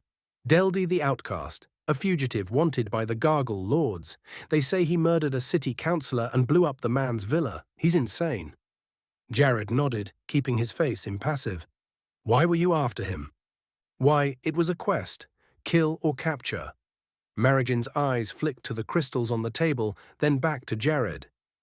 "There's a bounty from the city's office of the Watch, and 2 separate ones, one from House Volstran and another from the Guild. All 3 want him alive, but dead is fine too, just a lower payout." They must have taken the contract from the Guild, right?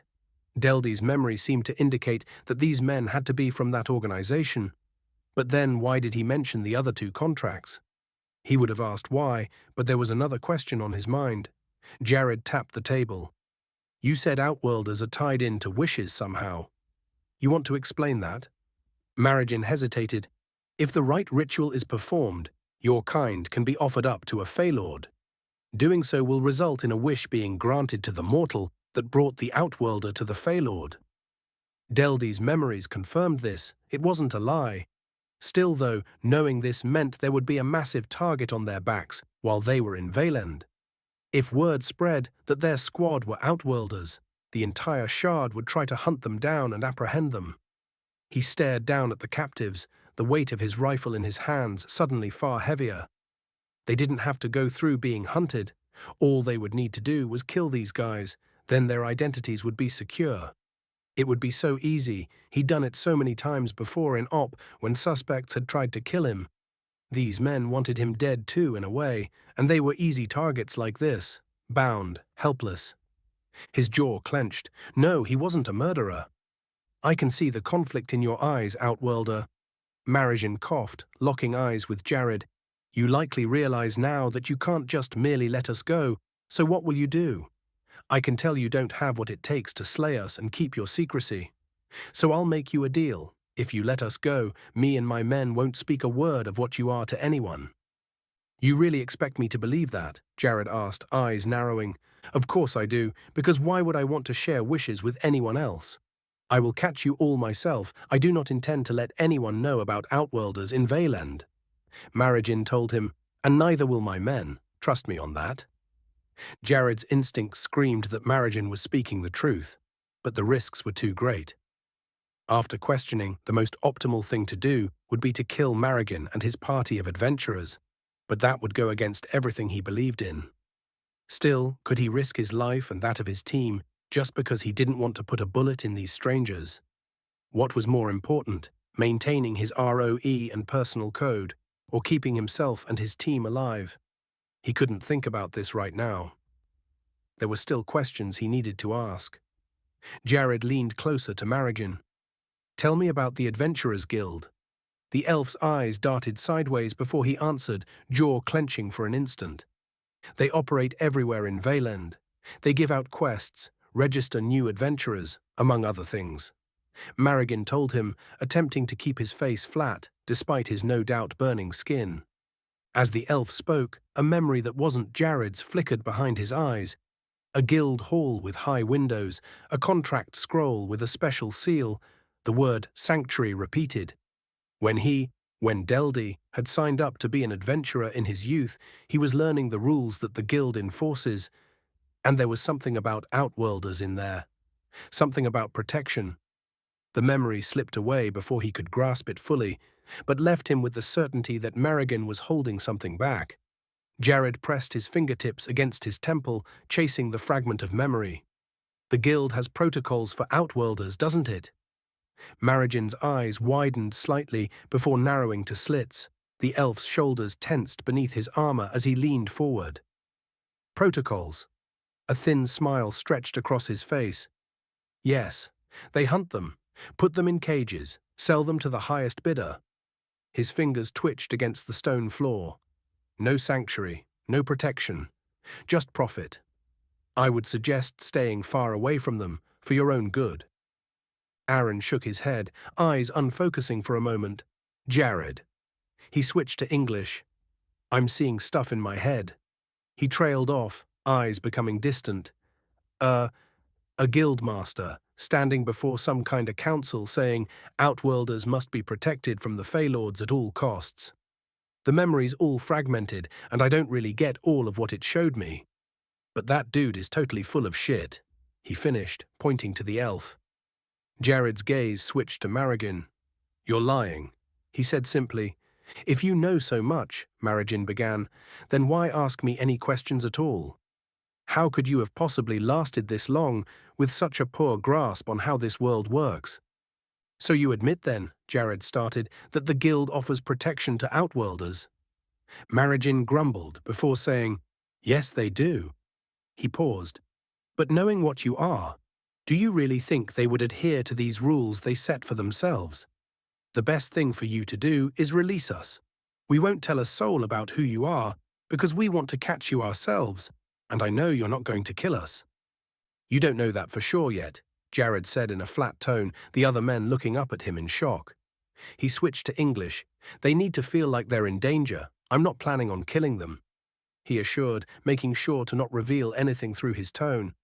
They might not speak English, but Marigin may be able to pick out intent through tone and body language, so keeping his tone neutral would be necessary.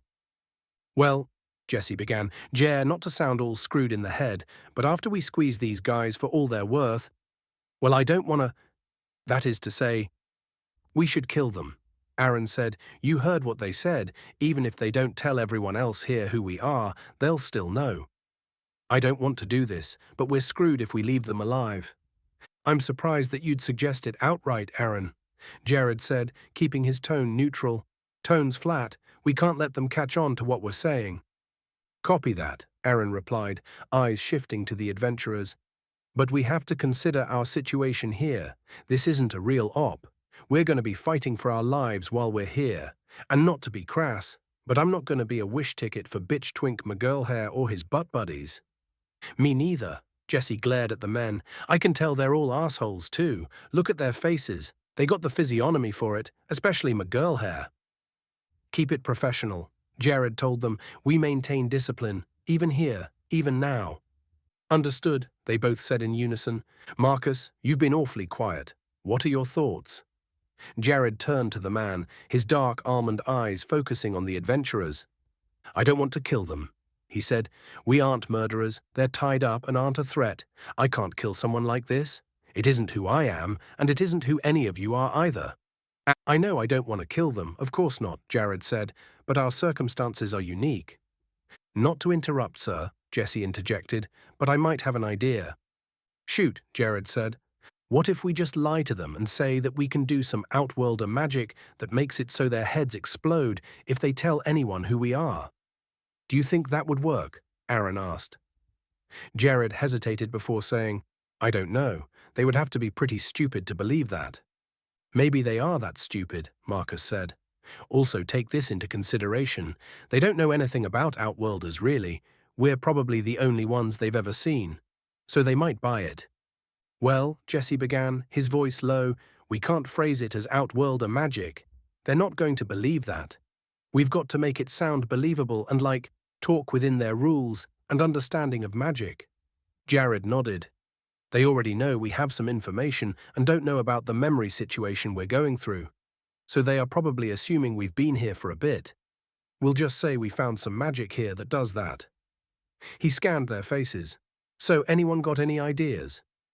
Any of those memories talk about how magic works here? Jared asked. After a moment, Marcus pinched the bridge of his nose.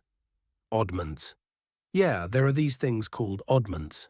They're magic items. We can say that the flashlight is putting a curse on them because that's its specific magic ability.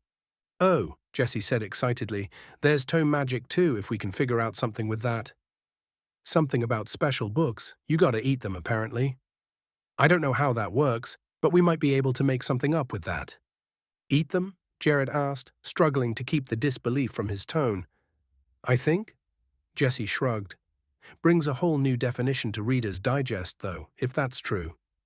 Jared's eyes shut tight for a second as another of Deldy's memories played in his mind. His memory on oddments and tomes was a bit fuzzy, but his instincts told him, along with this fragment of a memory, that oddment magic would be more likely to convince these adventurers that they were cursed.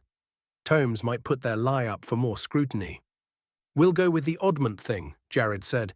We'll pull out the flashlight, one of us'll say it's a magic item, and turn it to flash, and then insist that they're cursed, and if they speak a word about who we really are, that their heads will explode, or just something bad will happen to them. I don't know. Do you guys have any ideas how we can make that sound more convincing? I think we should just figure that out later. We still got questions we gotta ask these guys, Marcus said. True, Jesse agreed. Make sure you don't ask them about magic items or tomes. We gotta convince them that we know what we're talking about. Where is the nearest adventurers guild? Jared asked, switching back to Fayesh. Marrigan's eyes narrowed. Why, that would be the one we came from. The one in Shreet's End, a village on the border of the arena and Krillvane. Deldy's memory confirmed this, though from the glimpses Jared could see of Shreet's End, it seemed more a small city rather than a village. Cobbled streets, normal wooden houses and red shingles, decent people who didn't know who he was. It would have been a perfect place for Deldy to start his conquest, with its high walls and position relatively close to the capital. Jared quickly came back to himself. How long does it take to get there on foot? Jared asked Marrigan. It is only half a day's march away, Marrigan replied, but they won't let you in. You'd be strangers there, Marrigan emphasized. They would see you and assume you're bandits from the arena. If you leave us alive, I will vouch for you. Switching back to English, Jared asked his squad, What do you think? The guild will offer us protection, apparently. Marcus confirmed. The wizard's memories confirm that. All right then, Jared said. I think I know what we are going to do. I believe them when they say that Shreet's End won't just let us in. We'll need these guys alive for that, so we won't kill them, but we need to convince them that talking about us will be bad for them. I don't know, man, Jesse began, sounding uncertain. Still seems like a really big risk. I don't feel exactly certain and safe about this either, Jesse, Jared told him, but I'd rather do this than shoot them while they're bound.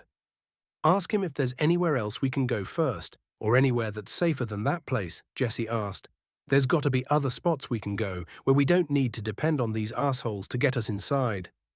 His finger subtly inched closer to the trigger as he glared at Marigan. I'll ask, but I'm not going to kill these men, Jesse, Jared told him firmly. I've made up my mind about that. We're going to go with a fake curse then, Marcus asked. I have an idea for how we can go about that, but I'll let you ask your questions first. Is there any other place we can go to that doesn't require bringing you with us? Jared asked, switching back to Fayesh. No place nearby that isn't crawling with bandits or monsters, Marigan replied, unless you want to march 100 miles to Krillvane. Deldy's memories seemed to confirm this. Jared recalled through them several topographical maps of the arena, several chaotic stretches of land between Gargal city-states of lawlessness, crawling with bandits and other dangerous creatures. Shriet's End was the place to go if they wanted to reach civilization and the Adventurers Guild anytime soon, and Jared felt like they would need the protection going forward. He didn't like the idea of relying on these adventurers any more than Jesse did, but if that's what they had to do to survive, then they would have to deal with it. All right, guys, Jared started. We're going to take up marriage in here on his offer, but we're going to leave them bound as we go.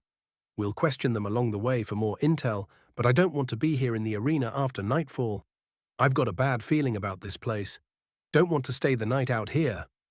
All right, Aaron said, but before we confirm that's what we're going to do to these guys, let's make them think that they're cursed. I don't like this, Jesse said, but I'll go with what you guys say.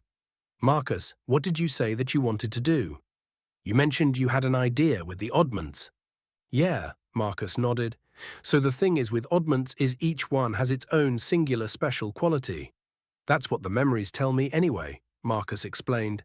So we can't really just use the flashlights and say that it's a magic item, because they might realize it's a tool and not an oddment, since there is multiple of them. Maybe. So what's your idea then? Jared asked. Well, they've never seen a flashbang before, have they? Marcus asked. So my idea is this. We tell them we're going to put a curse on them with a special oddment, that being our flash grenade. And after it flashes and blinds them, or before, we explain to them that they are now cursed, and that if they breathe a word about what we are to anyone else, that they'll turn into undead. Mindless undead specifically, we've got to be clear about that, because if they think they're going to turn into vampires, they might find that to be a benefit. So we've got to make sure these dudes understand they'd become rotting zombies with no brain. But Marcus, Aaron began, that would mean using a flashbang. It's not like those grow on trees, man. We only got so many of those. Like what? Maybe 6 in total between all of us. What are you talking about? Marigan asked. Please, just release us and we'll lead you to Shriet's End. Wait a moment, Jared began, pulling out his phone and activating the camera app. I think I have an idea. Chapter 5, Shriet's End. Jared's squad kept their weapons at low ready, eyes locked on Marigan's party, trudging ahead of them along the forest trail. The path was just wide enough for 3 men to march shoulder to shoulder, barely. Through the canopy above, the sun's dying light cast long shadows across the forest floor, painting everything in amber and warning of the coming dark. They've been marching all day, it felt like, stepping over fallen branches and root clusters invading the path. It wasn't as if the trail wasn't often traveled. Jared could see evidence of people passing through here, with boot prints of all sizes in the soft soil. According to Marigan, this narrow trail would take them directly to Shriet's End, a settlement that housed a chapter of the Adventurers Guild.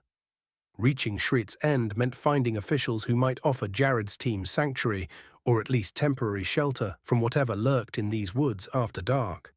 Marigan's party was insistent that they maintain a good pace, that getting stuck out here in the dark would be a death sentence, and Deldy's memories seemed to confirm this. They've been making good time, according to Marigan at least, but it turned out that the elf's prediction on how long it would take to return to Shriet's End was inaccurate to say the least. It was getting closer and closer to nightfall, and the trail here didn't seem to end. A tension filled the air as they moved quickly, but he wasn't sure if they'd really make it to the city before nightfall. At least Jared's plan to convince the adventurers that he had cursed them had gone off without a hitch. They hadn't even questioned if that's really what happened to them after Jared showed them what he did. All it took was one flash of the camera to convince them that he had their souls bound to the phone, and that, if they broke their word to him, they would turn into zombies under his control. At least he was sure that Marrigan's men believed that. He wasn't too sure about Marrigan himself. The elf seemed clever. Clever enough that if he did disbelieve it, he didn't let it show. "Our souls are trapped in that little box," one of the adventurers muttered in despair as he looked back at Jared. "Please, release them, please," he pleaded. "Eyes forward," Jared ordered, the man immediately turning away with a suppressed whimper. "Can't believe you stole their souls," Eddie chuckled in English. "Using your phone's camera. That's hilarious." "I'm honestly shocked it worked as well as it did," Marcus added. "But hey, I'm not complaining. Just make sure you guys don't pull out your phones while we're escorting these people. If they see that there's more of this same item, then they might poke holes in the lie," Jared told them. "Yeah, you told us already," Eddie complained, leading the stack of the SWAT team.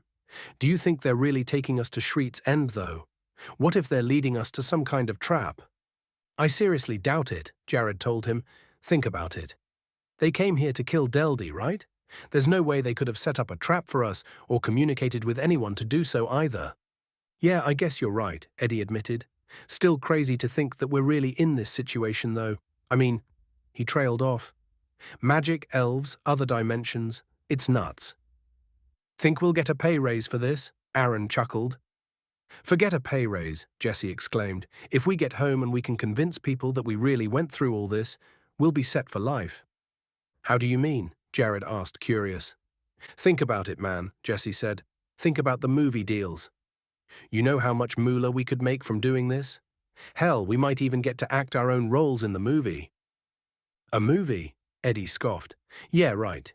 You really think that if we get home, people would believe that we got sent to another dimension with elves and orcs and magic? No, they'd lock us in a mental ward. If we come back with magic items and stuff like that, then maybe we could," Jesse countered hotly. "Bring back a few Lumina shards, some oddments, a few tomes maybe, and people would believe us."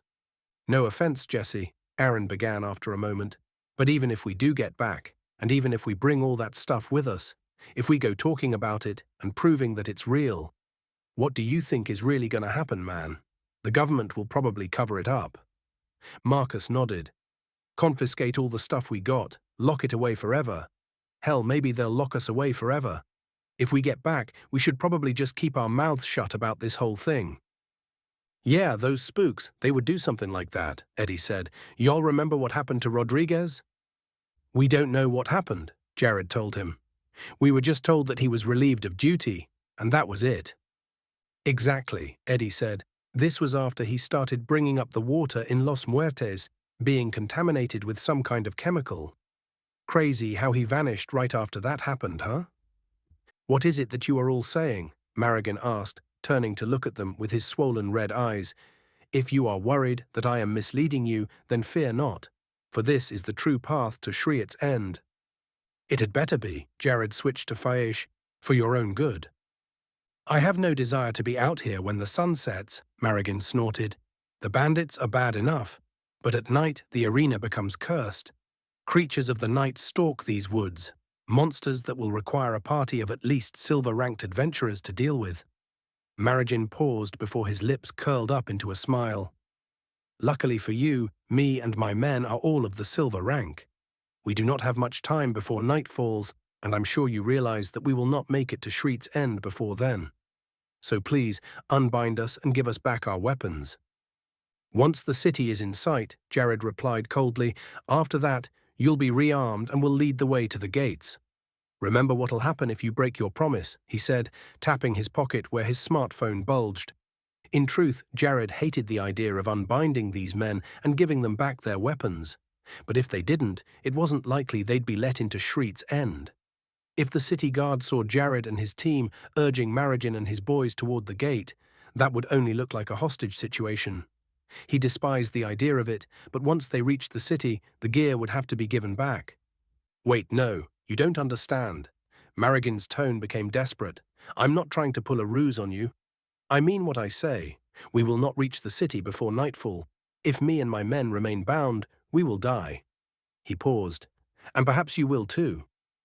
Is that a threat? Jared asked. No, Marrigan said quickly, not at all. I only intend to warn you of the dangers. You've been here long enough that you should understand, yes? A fragment of Deldy's memories seemed to confirm Marrigan's words.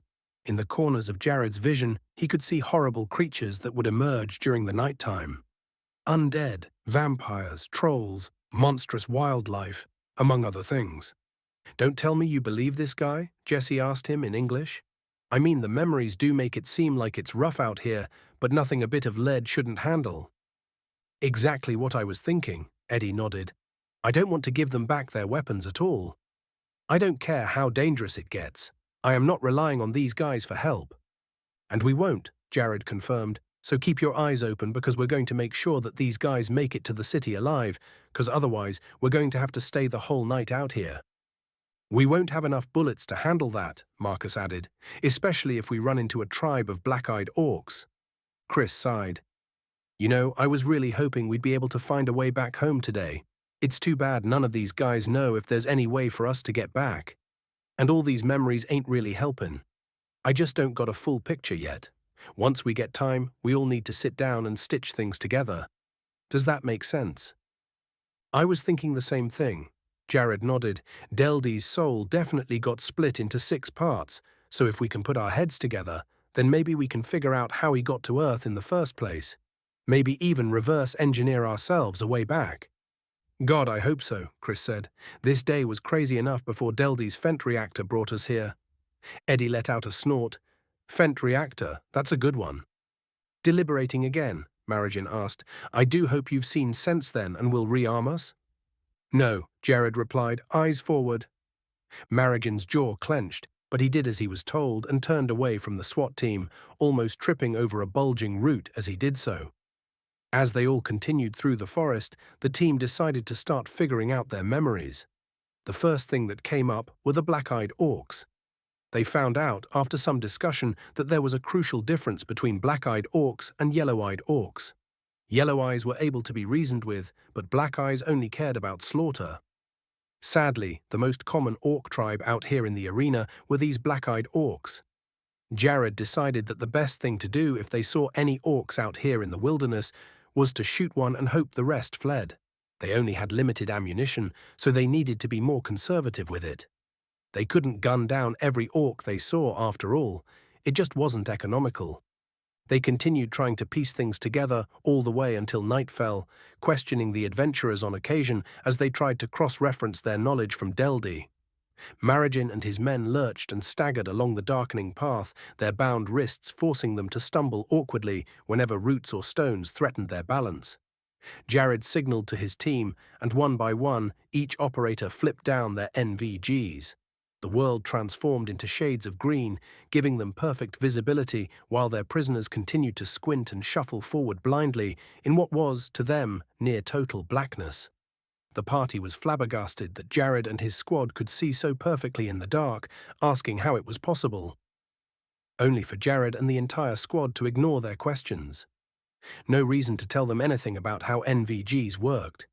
He wasn't keen on using the night vision in this situation, wanting to conserve their battery life, but it was the best thing to do. Sure, they could have used their flashlights, but doing so could draw attention that they didn't want. Despite this caution, though, trouble eventually found them anyway. Jared heard a rustling from a bush on the right side of the trail before the biggest wolf he'd ever seen lunged onto the path, darting straight for Marrigan. The thing was large enough that he might have been able to ride atop its back, and its black fur made it nearly impossible to see in the dark, even with the night vision goggles, as if it melded with the night itself. Time seemed to slow for Jared as the creature leapt through the air, its gaping maw stretched impossibly wide, revealing not 1 but 3 rows of jagged yellow teeth, each as long as Jared's finger and dripping with saliva that sizzled when it hit the ground. Marrigan had collapsed backward, his girlish scream echoing through the forest.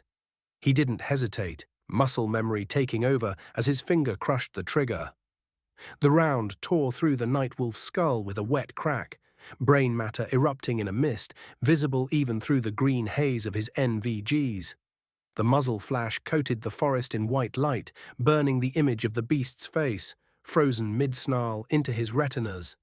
It crashed to the dirt, the massive body convulsing violently, claws gouging furrows in the earth, jaws still snapping reflexively just inches from Marigin's face.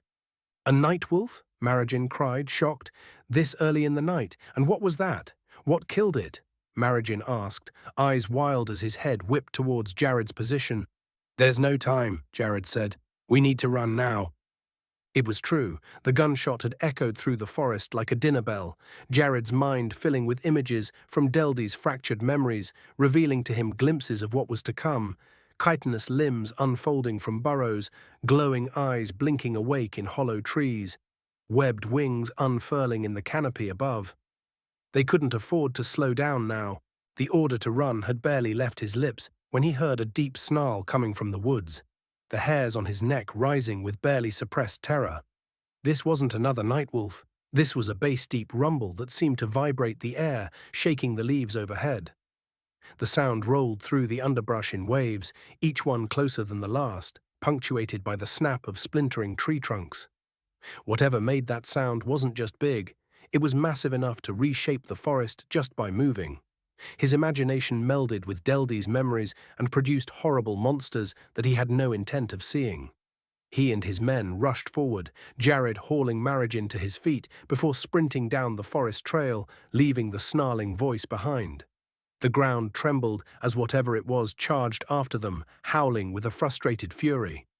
Marigin's adventurers started sputtering and crying as they ran, constantly tripping over themselves before the SWAT team had to haul them to their feet. The trembling only grew closer and closer, the snarls so close that they seemed to vibrate the air. Marigin's legs practically blurred under him as he ran forth, quickly taking the lead ahead of everyone else. Eddie, bless him, was still surprisingly fast despite his size and the additional gear he was carrying, staying at the lead of the SWAT stack with long strides, the massive burlap sack tied to his back clinking with the party's equipment. Jared found himself at the rear of their desperate flight, his back exposed to the forest's maw. Each thundering motion of the beast behind him sent vibrations up through his boots, meaning that it was now too close for comfort. Jared spun around, rifle at the ready. Through his NVGs, he made out a mass of writhing limbs, not arms or legs, but something more like tentacles, whipping around tree trunks, using them as anchor points to drag forward a central bulk that seemed to absorb the surrounding darkness. Dozens of eyes glinted an unnatural green, clustered in no discernible pattern across what might have been a head. With each pull, the creature's weight made ancient trees bend and creak, threatening to snap under the strain. It would take an entire mag or two to kill this tank-sized freak, maybe more than that. What the hell should he do? Those clustered eyes, dozens of them, gave Jared an idea. Without breaking stride, he tucked his rifle into his side, reached to his belt, and yanked a flashbang free. "Flash out, eyes forward, keep moving," he barked to the team as he pulled the pin, his thumb maintaining pressure on the spoon until he hurled the canister directly at the writhing mass. Its wail, now resembling the two-toned shriek of an air raid siren, echoed through the forest as it crashed away from the trail, splintering trees and pulverizing underbrush. Even at this distance, the sound vibrated the air. His team's boots hammered the dirt path, their labored breathing coming in ragged gasps that were barely audible compared to the creature's piercing cry. They ran faster, farther, until they could no longer hear the thing, but that didn't mean that it was quiet. His heart was beating so loud in his ears, he thought he was going to go deaf from it, the organ feeling like it was about to leap right out of his chest. Terror nearly overrode his discipline, almost taking him over and forcing him to flee wildly into the forest. But with steely discipline, he kept on the trail, channeling that fear to power his legs.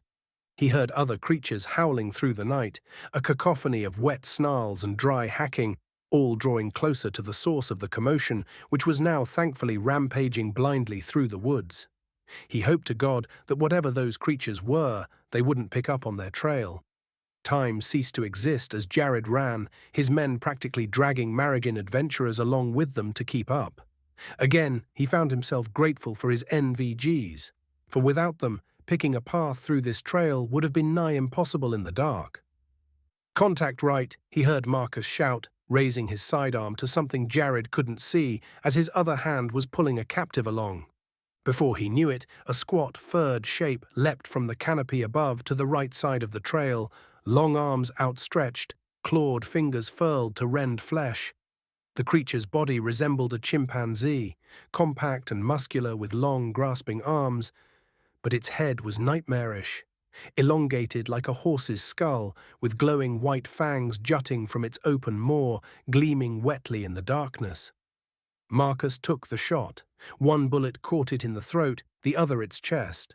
It fell to the ground without a sound, writhing in agony before quickly expiring.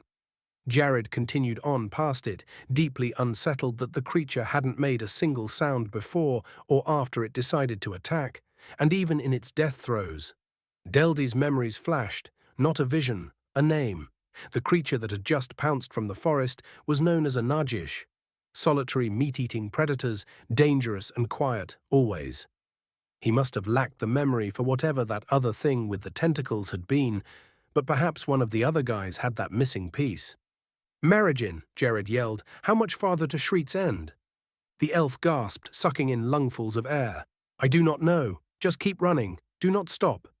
Jared could feel an inkling of despair creeping up in his chest at hearing those words. How long would they have to run? A few more minutes? A few more hours? Could they really make it? He and his team were in fantastic shape, but not even they could run forever. But still, he had to hope. "Jared," he heard a familiar voice whisper from the woods. "It's me, it's Katie." He stumbled, falling face first onto the trail. His helmet absorbed most of the blow, but it still left him rattled. Was that really her? How could she have gotten here? Deldy's memories forced themselves to the surface, showing a long-limbed creature whose torso consisted of a cavernous, gaping mouth and a prehensile tongue. Its head operated like a sort of psionic antenna, pulling memory from its victims in order to lure people into the woods so it could consume them. Damn it all, that wasn't Katie. It was something far worse. He needed to get out of here now.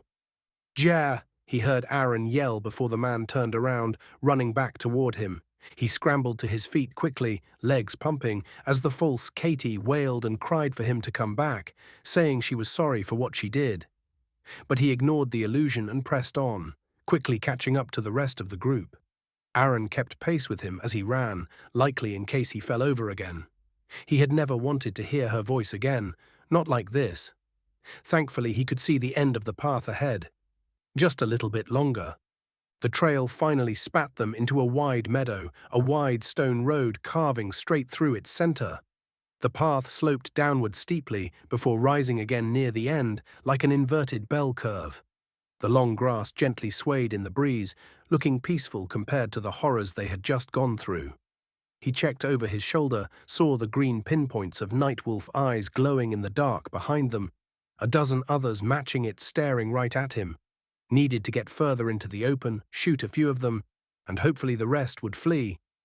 He turned, using the downhill slope to aid his flight. Across the wide meadow, a pitch-black wall loomed. The only thing he could see beyond it, higher than the wall itself, was what looked to be a bell tower. Bobbing firelight moved across the top of the walls, armored men holding them aloft as they patrolled. The city had been built directly into a mountain pass, its walls spanning the narrow gap, where two colossal ranges nearly touched, stretching as far as the eye could see in either direction. The peaks were just as cyclopean, piercing the dark sky higher than what could be seen. "Shriet's End," Marigin gasped, his voice ragged. "We're almost there. Just keep running." Jared didn't waste breath on a reply. He forced his legs to keep moving, ignored the burning in his thighs and the way his lungs scraped at the cold air. His men kept pace, Eddie herding the adventurers like cattle, Chris and Marcus keeping the rear, guns up and eyes flicking to every shadow. Sweat rolled off his brow and stung his eyes behind the goggles. At the bottom of the dip, the ground turned to gritty black mud, sucking at their boots. Jared's foot caught once, but he caught himself ripping his foot from the mud with a grunt of effort. The howls behind them grew louder, and the edge of his vision caught a new burst of movement. 3, 4, 5 wolf shapes running parallel, their bodies low and their heads raised, eyes burning like green coals. One peeled off and bounded ahead, cutting a diagonal path to intercept them. Eddie saw it too, and without slowing, drew his pistol and fired. The shot sailed through the air and made impact with its intended target. The wolf jerked sideways, lost speed, then tumbled, rolling over and over before coming to a stop. The others behind it slowed, then pulled back a few paces, tails between their legs. Jared didn't wait to see if they'd follow, sprinting across the meadow, shooting occasional glances behind himself in case the wolves decided to give chase. The main entrance loomed before them, twin slabs of black timber that stood 3 men high, reinforced with iron bands, hammered flat and riveted every handspan. No light leaked through the seams, and the wood itself, scarred by weather and what looked like claw marks, seemed to absorb the moonlight rather than reflect it. A heavy crossbar would likely be set on the other side, firmly securing the city against the terrors of the night. "Halt!" a voice cried from atop the wall. "Who goes there?" The guard angled the flame to try and see the strangers better, and that was when Jared noticed that there were torches set up on the path leading to the gate, but they were thankfully extinguished. Whether it was because they forgot to light them tonight or they burnt out too soon, Jared didn't know, but he was grateful. That meant the guards atop the wall couldn't see Maragin and his boys bound. "It is I, Maragin Nihan, son of Talok Nihan. Open the gates."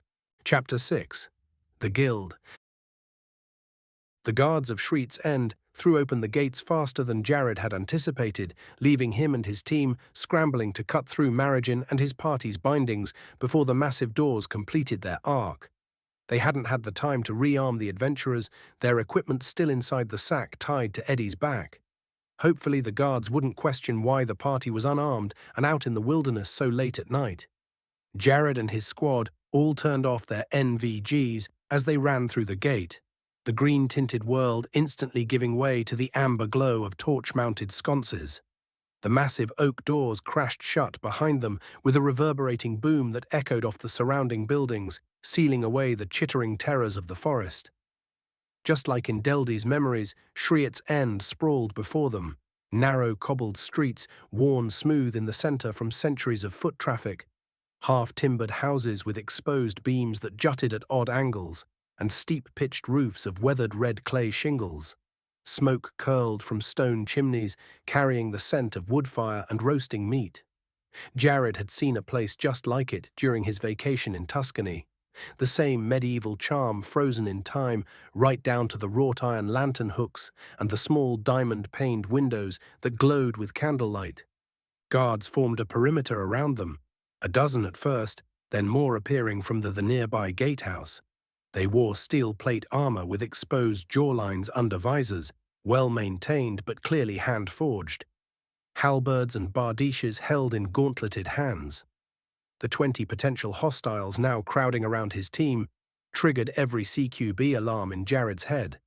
But he'd take being surrounded by medieval guards over the horrors back in the forest any day. He needed to talk through this one. Force wouldn't get them what he and his squad needed. In fact, it might, or rather, would screw them over completely. He'd only give the order to open fire if there were no other options to defend themselves. His guys were tense already. Jared could see it in the way Marcus's finger hovered millimeters from his trigger guard, in how Chris's shoulders had squared up beneath his vest, in the rigid set of Aaron's jaw.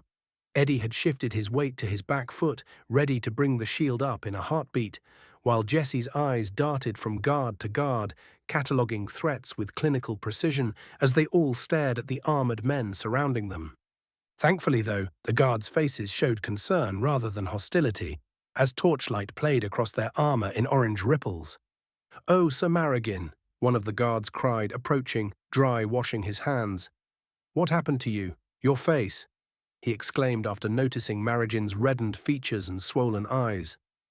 Silence stretched for a second, and Jared tensed, readying himself to fight if Maragin spilled the beans on the fact that they were outworlders. He could see his men subtly preparing themselves as well. Eddie angling his arm so his shield would be quicker to raise. "These are but kindred spirits," Marigan began, tone surprisingly honeyed, "who we ran into on the way to the wizard's lair. I vouch for their entry." "Oh, very good, Sir Marigan," the guard nodded, looking to Jared. "Thank you so much for bringing him back safely. He is the pride of Shriet's End." "Don't mention it," Jared said after only a second of hesitation. The man blinked. "You speak strangely. Where are you from?" Jared drew a blank, unsure of what to say. None of Deldy's memories were cropping up now to save him. He would need to come up with something on the spot. "Well, you see," Jared began. "We're shardwalkers," Aaron interjected. "Shardwalkers?" The memories flashed, but the closest sure definition he could match shardwalker with was wanderer. "Ah, that explains it then," the guard nodded. "I haven't seen one of your kind in a while, let alone 6. I assume you're all from the same shard. Well, best keep that a secret. Shardwalkers aren't looked on keenly around here. Are you passing through, or are you looking to settle?" "We're not sure yet," Eddie said. "We just got here, still looking around, making sure it's all good." "Well, I wouldn't settle here if I were you," the guard said with a sigh. "The shard is in turbulent times, has been for centuries now. Best thing for you to do is head for the nearest fog gate and continue on your journey." "Enough of that," Marigan ordered before letting out a long sigh. "It has been a long night. I must have ale and rest." "But of course, Sir Marigan," the guard clapped his hands. "We are not holding you. You may go as you wish."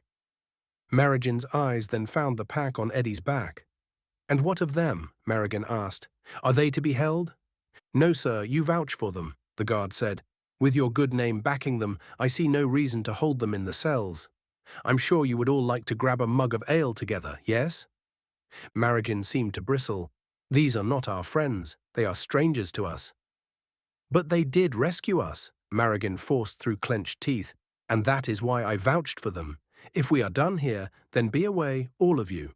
For me and the Shardwalkers still have much to discuss before the night is out." "Surely, Sir Marigan," the guard began, "you would prefer to do that in a tavern and not out in the streets. Say, wait a moment, where are your weapons?" Marigan glared. "Did I not tell you to be gone?" "My apologies, sir," the guard bowed before turning to Jared and his team. "Welcome to Shriet's End. Remember that just because you've been vouched for does not mean you can break the laws of this fair city." "We weren't planning on it," Jared told him. "Thank you for the hospitality." With that, the guards all returned to their posts, walking through the winding streets, torchlight illuminating their paths. It was then that Jared noticed that the lamps along the roads weren't really lit by torches, but rather by large luminous shards, glowing a bright orange. It made sense, they were valuable, but luminous shards were also useful as everyday tools. He was almost surprised that the guards' torches didn't use these same orange crystal shards, but perhaps it was more expensive to manufacture than it was worth. There was also the fact that crystal torches could more easily be stolen than the ones inside those lamps. In fact, a memory cropped up, indicating that crystal torches had been tried before, but the torches had been stolen constantly, making them specialty items only used by wealthy adventurers and the wealthy. Marigan then let out a frustrated sigh, taking Jared from his thoughts before pointing to Eddie. "Give us back our equipment," Marigan ordered. Eddie froze, eyes flicking to Jared for direction. He still didn't want to give back the gear. If he refused, though, Marigan might start causing a scene. If the elf started shouting, they'd have the guards coming back to investigate. Best thing to do was relinquish the gear back to its owners. However, that didn't mean that Jared couldn't get something out of this. He rested a casual hand atop his rifle. "You'll be given your equipment back," Jared said, "after you show us where the Adventurers Guild is." "What?" Marigan cried, baffled. "You would withhold what is ours if we do not act as your guides." "Of course not," Jared began. "I only want you doing that. Your boys there can go do whatever they want." A flush of rage crept up Marigan's already inflamed face. "Such vile creatures you are," Marigan said before turning to his party. "Go, set up rooms for us at the winding path. Do it now." "But boss," one of them began, "all of our luminous shards are in that pack." "Then just go wait there for me," Marigan huffed. "I'll be back shortly. Go." The adventurers scampered off like scolded children, their dwarf-made boots scraping against the worn cobblestones as they vanished down a narrow street to the right. Marigin's nostrils flared as he exhaled sharply, his jaw clenched beneath flushed skin before he pivoted on his heel, stomping away in the opposite direction, the silver buckles on his boots catching orange glints from the crystal lamps overhead. Jared signaled with 2 fingers, and his SWAT team fell into formation behind him. Eddie on point, Marcus scanning roof lines, the rest maintaining tactical spacing as they followed, weapons at low ready but ready to snap up at the first sign of trouble. Marigin led them through winding cobbled streets where orange crystal lamps cast long, stable shadows. They passed a bearded man in dented plate armor vomiting onto the street, his sword belt unbuckled and dragging behind him as he stumbled off into the night. A part of him wanted to go manage the man and get him home safe, but there was simply no time for that right now.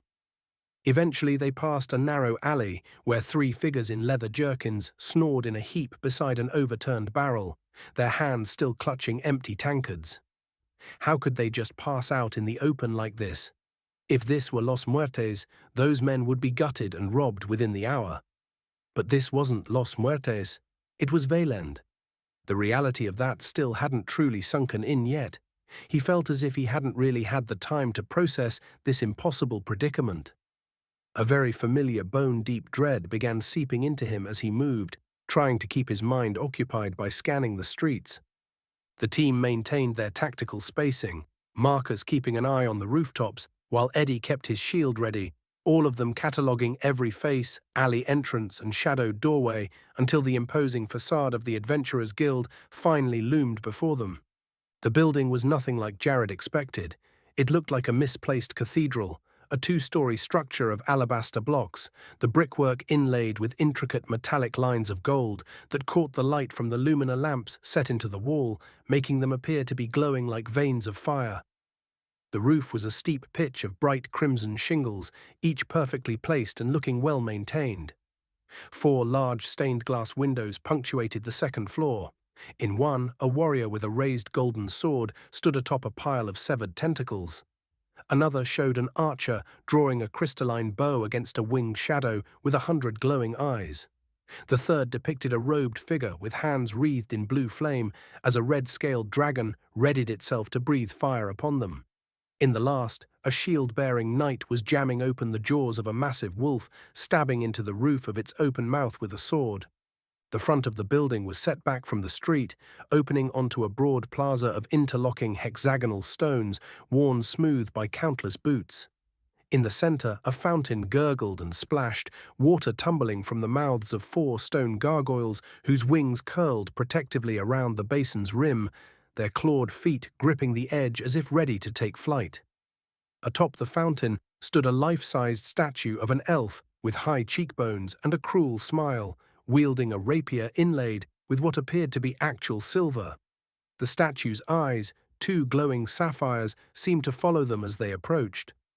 Marigin's gaze lingered on the statue a moment, his jaw tightening almost imperceptibly before he pressed on toward the guild. "This is the Adventurers Guild of Shrit's End," Marigin said, not bothering to hide the frustration and indignation in his voice. "You can go in there right now and tell them all about your little situation. Now return my gear." Eddie then looked to Jared, and he nodded.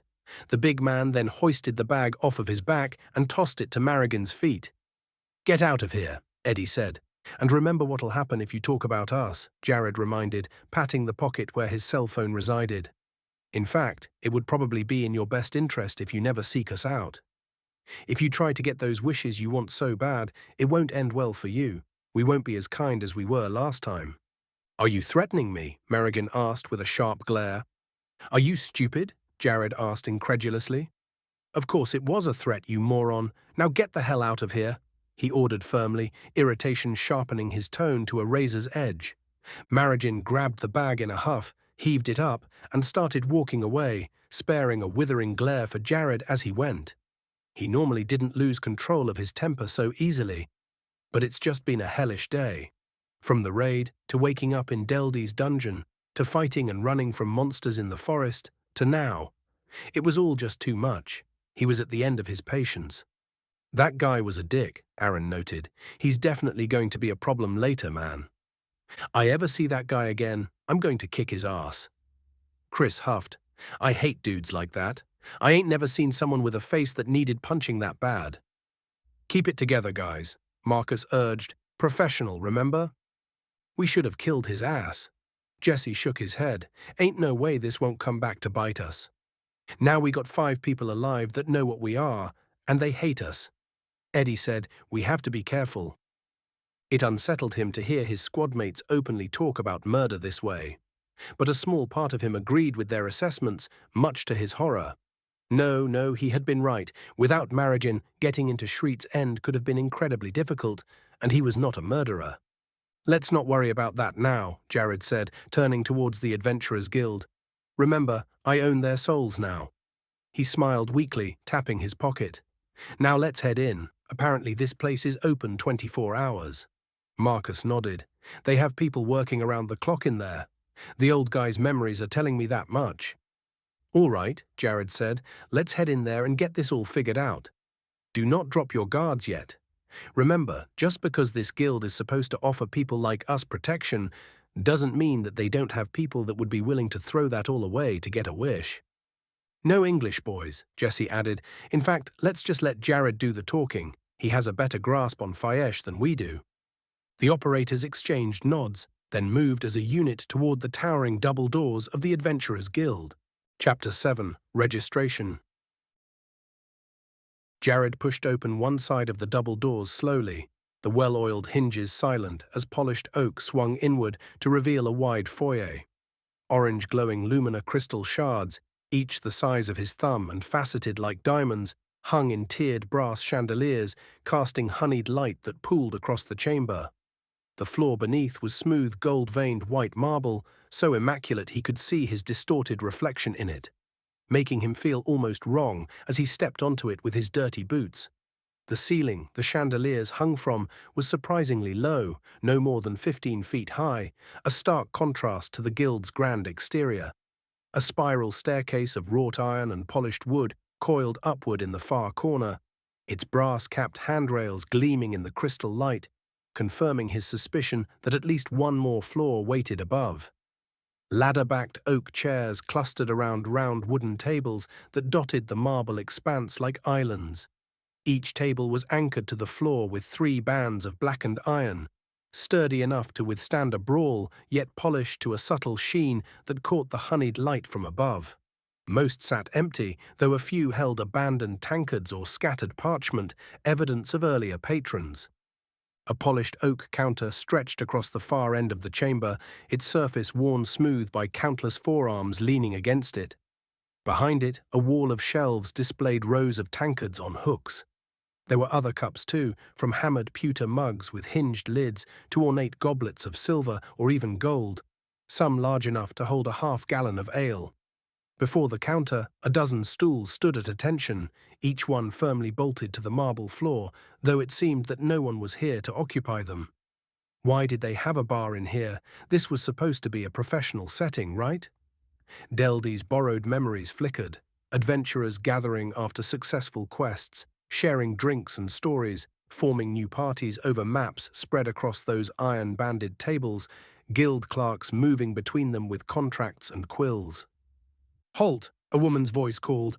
Who comes so late at night, concealing their faces and wearing all black? Have you come to try and steal from the guild? A foolish choice, if so. Or are you perhaps here for another reason? His head snapped toward the voice. A second massive oak counter ran the length of the right wall, with rows of bulletin boards mounted behind it. Yellowed parchment notices and colorful job postings covered the boards. In front of the counter, 5 gigantic black-armored figures stood, the dark plates reflecting the warm light in dull, oily patches. Each loomed at least 10 feet tall, with shoulders twice as broad as Jared's and gauntlets that could crush a human skull like an eggshell. The great swords clutched in their iron fists, stretched longer than Eddie was tall, single-edged cleavers of blackened steel with serrated backs that would tear flesh as easily as they severed bone. Jared's boot slid backward before his brain caught up. These weren't men. Deldy's memories surged through him. Don't cause trouble here, his borrowed instinct screamed, or these golems would awaken to deal with them. The memories whispered that these were guild peacekeepers, impartial magical automatons that enforced rules their creator programmed them to follow. Why such behemoths guarded the interior rather than the entrance, Jared couldn't fathom, but he had no intention of discovering firsthand what those serrated blades could do to someone. "Hello," the voice called, irritated. "Are you ignoring me?" Movement flashed in his peripheral, a raised arm cutting through the air. His eyes shifted from the golems, finding a woman perched halfway up a ladder behind the counter the golems guarded. Her arm extended into a wall of hexagonal compartments filled with parchment. She had hair so dark it looked like spilled oil cascading down her back, the ends brushing against a leather belt cinched at her narrow waist. Her high-collared tunic of black linen was buttoned to the throat with polished red buttons, and a row of raven feather quills peeked from a waxed canvas pouch fastened to her forearm with brass buckles, indigo ink stains visible on her slender fingertips and embedded in the crescents of her nails. She adjusted her long skirt before climbing down the ladder with a sigh, marching over to the counter before leaning against, tapping her finger expectantly on the wood. Her skin was the pale alabaster of someone who rarely saw sunlight, and she had very baggy, dark-circled eyes the color of wet coal that fixed him with a glare sharp enough to nearly sting. She was pretty in the way of carved cameos, all fine features and precise lines, despite the exhausted way she held herself, now leaning her chin onto her palm, the silver rings on her middle and index fingers pressing into her cheek as she impatiently curled her other hand in a beckoning gesture, urging them to come forward. Jared motioned everyone forward at low ready, keeping their eyes on the golems as they approached the counter. The woman was the only one present, perhaps the only one that worked the night shift here. She looked irritated at their very existence, but despite that she said, "How may I help you today?" barely suppressing a yawn. He hesitated. How much should he tell her? What was safe to tell her right now with these massive golems looming over them? Would she follow the protocols, or would she try to get a wish for herself? It was hard to say, but Jared couldn't just stand here doing nothing, staring like an idiot while his guys waited around. "Yes," he nodded. "We're new in town and—" She stood up from the counter immediately with a small gasp, baggy eyes going wide. "What is that dialect?" He blinked. "I dash. Fayesh dialects don't deviate much from shard to shard. It stays consistent, but your tongue is almost alien. Tell me, are you an outworlder?" she asked, pointing an ink-stained finger at him. Well, she was a sharp one. Jared's fingers tightened imperceptibly around his rifle's grip. "And what if we are?" he asked, voice level but eyes tracking between the woman and the motionless golems. His weight shifted to the balls of his feet as he added, "What happens after that?" She hesitated, her mouth opening and closing twice before words emerged. "Well, that is to say—" Her voice trailed off as she crossed her arms defensively. She glared at him through narrowed eyes, flicking a stray lock of black hair from her face with her finger. "Were you sent here to play a joke on me? If so, then this isn't funny." "No," he said, keeping his posture rigid and his eyes locked on the golems as he spoke. "So are you an outworlder or not?" she asked, pointing an ink-stained finger at him again. "And what if we are?" Jared asked, readying to raise his rifle in an instant if the golems began to move. "What happens after that?" Her dark eyebrows shot up toward her hairline as she leaned forward over the counter, ink-stained fingers splaying across the polished oak. "Excuse me," she asked, her voice dropping to a hushed whisper that still somehow carried across the cavernous hall. "Did you just say, 'we', as in all 6 of you?" Her coal-black eyes darted from face to face, counting each balaclava-covered head with growing astonishment. The team stood silent, weapons still at low ready, their balaclavas concealing all but their eyes. But Jared could hear them shifting ever so slightly behind him. The massive golems loomed motionless in his peripheral vision as he locked eyes with the clerk and repeated, voice deliberately even, "And what if we are?" Her eyes flicked to the golems, then back to Jared. "If that were the case," she whispered, fingers drumming nervously on the counter, "then I would have no choice but to offer you the guild's protection, as protocol dictates." She swallowed hard, her voice dropping even lower. "Were I to try and break those rules, the golems here would awaken and cut me down in order to protect you."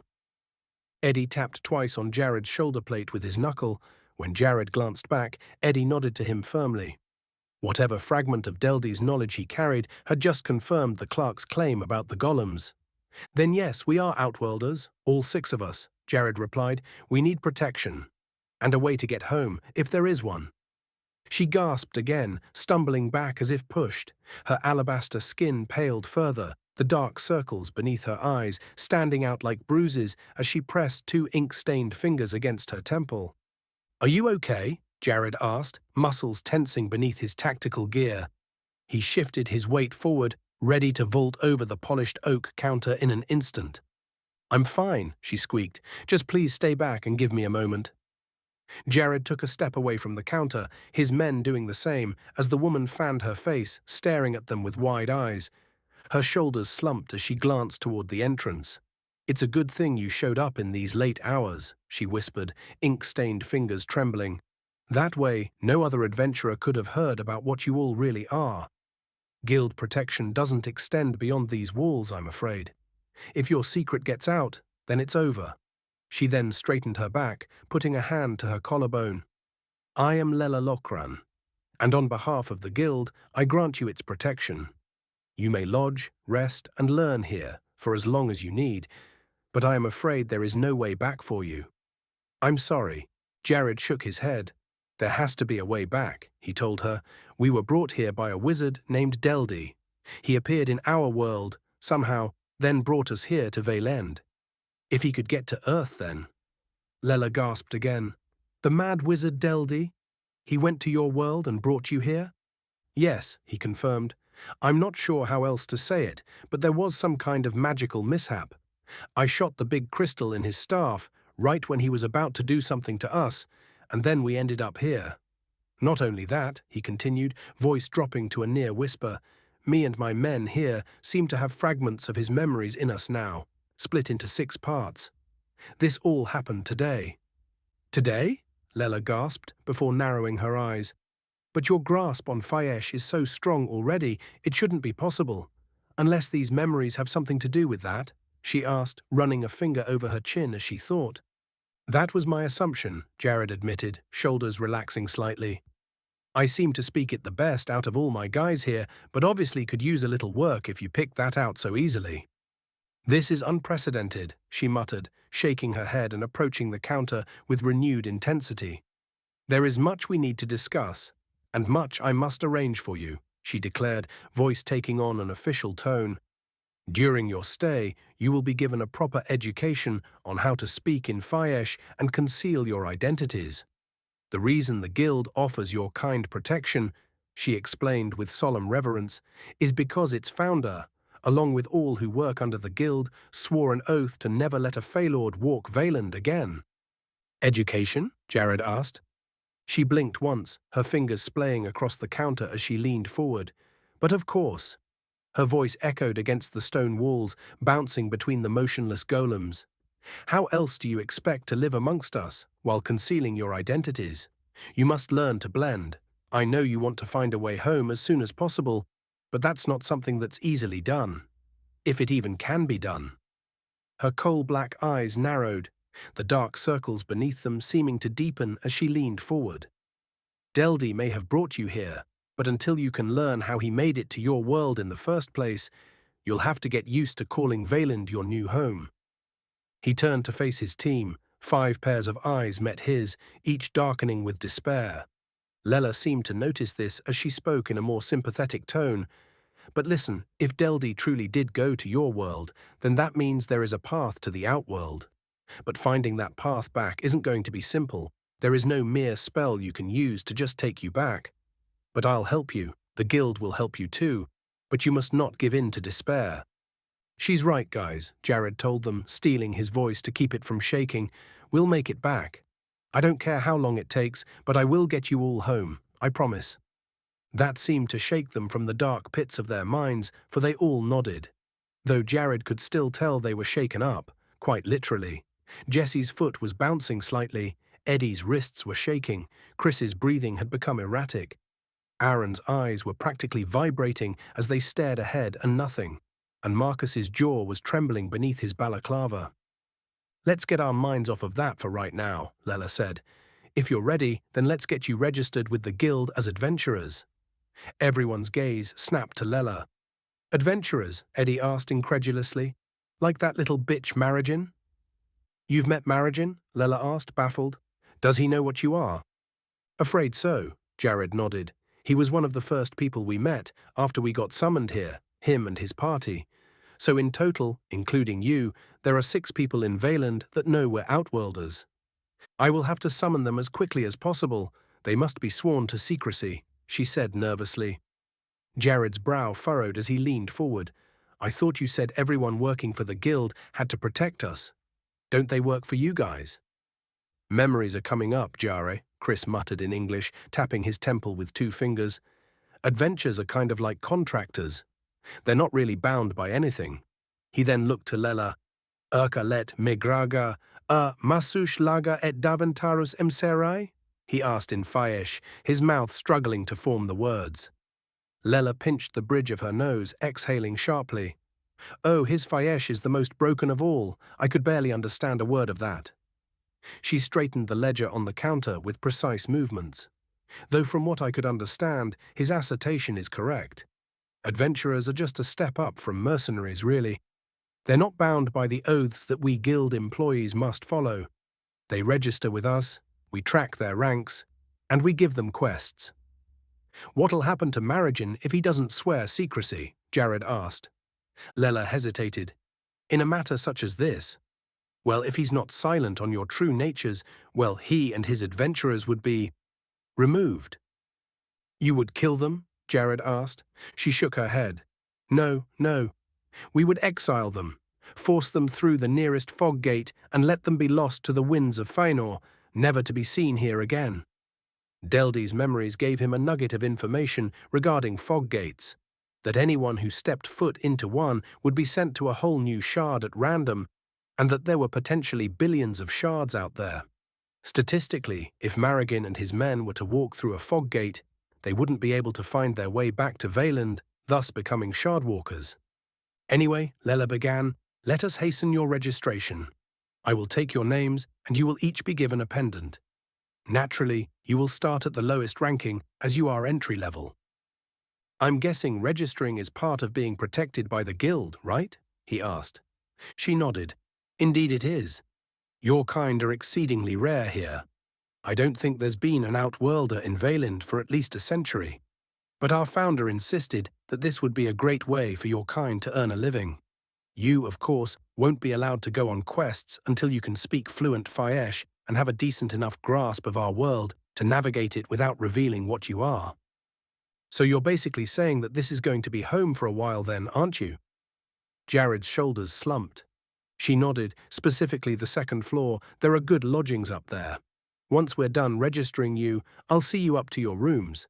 Then I will arrange for Marigin and his party to be sworn to secrecy. About that, Jared said, I sort of tricked them into thinking that already. On our world, he continued, pulling out his smartphone, many people have these devices. They can take pictures. They're like paintings that are made instantly, Eddie said quickly. Right, what he said. He nodded. I took their pictures and told them that their souls were trapped in here, and that if they go talking about what we are, that they'd become zombies. She stared at them for a moment before she turned her head away from them, putting those slender fingers to her lips to hide a growing smile. That is hilarious, she said with a small laugh. Regardless, they will be brought here post-haste now if you're all ready. She smiled, clapping her hands. Let's get you registered. Chapter 8. Respite. Jared's eyes found the knotted pine ceiling of his chamber as his lids fluttered open, the rough-hewn planks lit by a dangling orange crystal bulb that cast honeyed shadows across his blanketed frame. He rose with a yawn, emerging from his blanket cocoon with a stretch that popped his shoulders. The room's door was locked up tight with a brass tumbler mechanism, ensuring that no one could get in from the outside, though the flimsy pine construction didn't give him much confidence in that. The firm rubber wedge he'd slid under the door kept him feeling more secure, as did the pistol on the nightstand next to his mattress, fully loaded and within arm's reach. His armor and other equipment were within an iron-banded wood chest at the foot of his bed. also locked tight with a large padlock provided by the guild. It had been a couple of days now since they'd set up in the second floor of the Adventurers Guild in a private wing where the employees were supposed to sleep. The hallway outside this room connected dozens of modest chambers, each furnished with a sturdy bed, wash basin, and these reinforced chests. Thankfully, they had enough unoccupied here for him and all his men to be set up well during the time they were going to be educated, whatever that would entail. He knew that Lela wanted them to learn proper Faesh so that their identities couldn't be so easily discovered, and apparently their teacher would be here today or tomorrow at the latest. They would teach them about the language, of course, but also the general history of Feanor, how the magic here works, among other basics, so they could more easily blend with Valen's society. When they were ready, they would be able to leave the guild and take quests, but after they decided to go, they wouldn't be able to lodge here freely any longer. Doing so may draw suspicion, apparently, but the guild would still offer aid in case their Outworlder heritage was outed. He wasn't sure why they were so willing to just let him and his team go freely, knowing what could happen if they were offered to a Feylord. He'd confronted Lela about that very topic yesterday, and in response, she'd retrieved a yellowed parchment from the cabinets behind the counter. The Founder's Outworlder decree, its edges frayed with age and handling. Her fingertip had traced the ornate script as she explained their protected status. Those who crossed between worlds were guaranteed the same opportunities as Valand-born citizens. The guild's protection wasn't charity, it was law. He had read the parchment, its vellum surface worn smooth at the creases, stained amber by centuries of handling.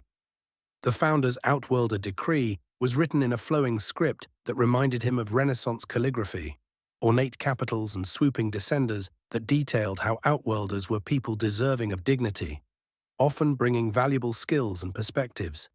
The document explicitly mandated they be granted opportunity to integrate with Valand society. Near the bottom, in darker ink that had bled slightly into the fibers, a stern warning described the catastrophic consequences should a Feylord possess an Outworlder's body. Cities reduced to ash, the very land warped beyond recognition. After their education was finished and the guild deemed them able to blend into society, they would be expected to go and live on their own, but would still be offered protection if ever discovered.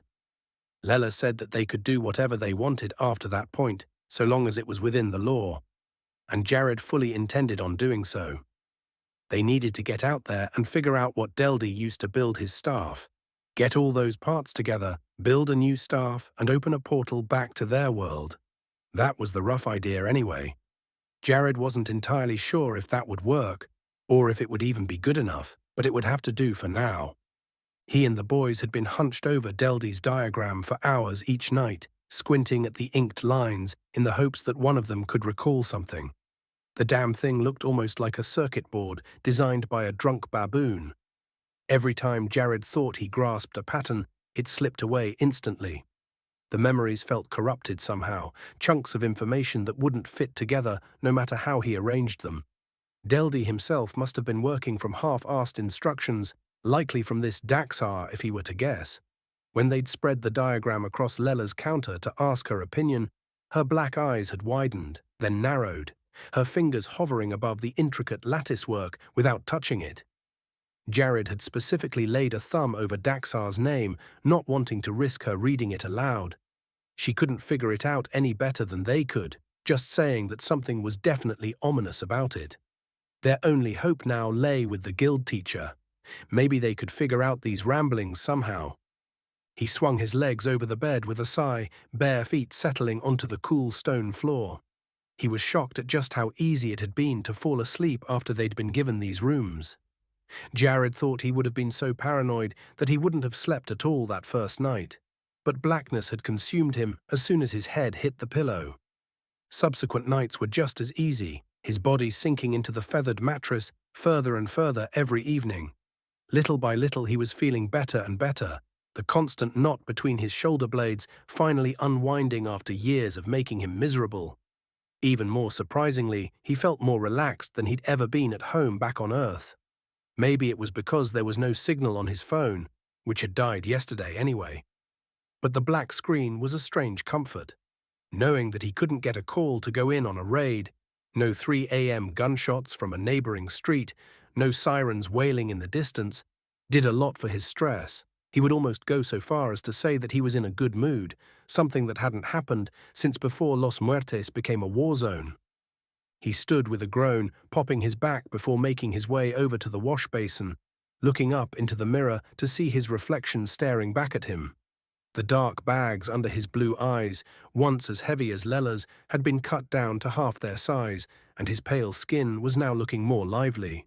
It was hard to believe he had been tan once, but a decade of doing work at night would do that to a man. Thick stubble grew to cover his strong chin and jawline, the consequences for not shaving for the last couple of days. He just hadn't cared enough to really want to shave it. There was way more important stuff going on, and he hardly wanted to take the time to do that. How long had it been since he looked at his own reflection? At least for this long. He usually only really saw his reflection in passing glances, not really staring into his own eyes like this. He remembered back when he was in college, he'd always pose in front of the mirror doing various flexes he saw from bodybuilding competitions. He'd always been told that he had the shoulders for it. But Jared had never taken advantage of his genetics that way. He just didn't have the discipline to suffer like how bodybuilders suffered, so he chose a different path. Had he known how bad things in Los Muertes would have become, perhaps he would have gone with becoming a bodybuilder. He traced a fingertip along the long, jagged scar running across his jaw, feeling the ridge of puckered tissue where the knife had caught him 3 years ago during that warehouse raid.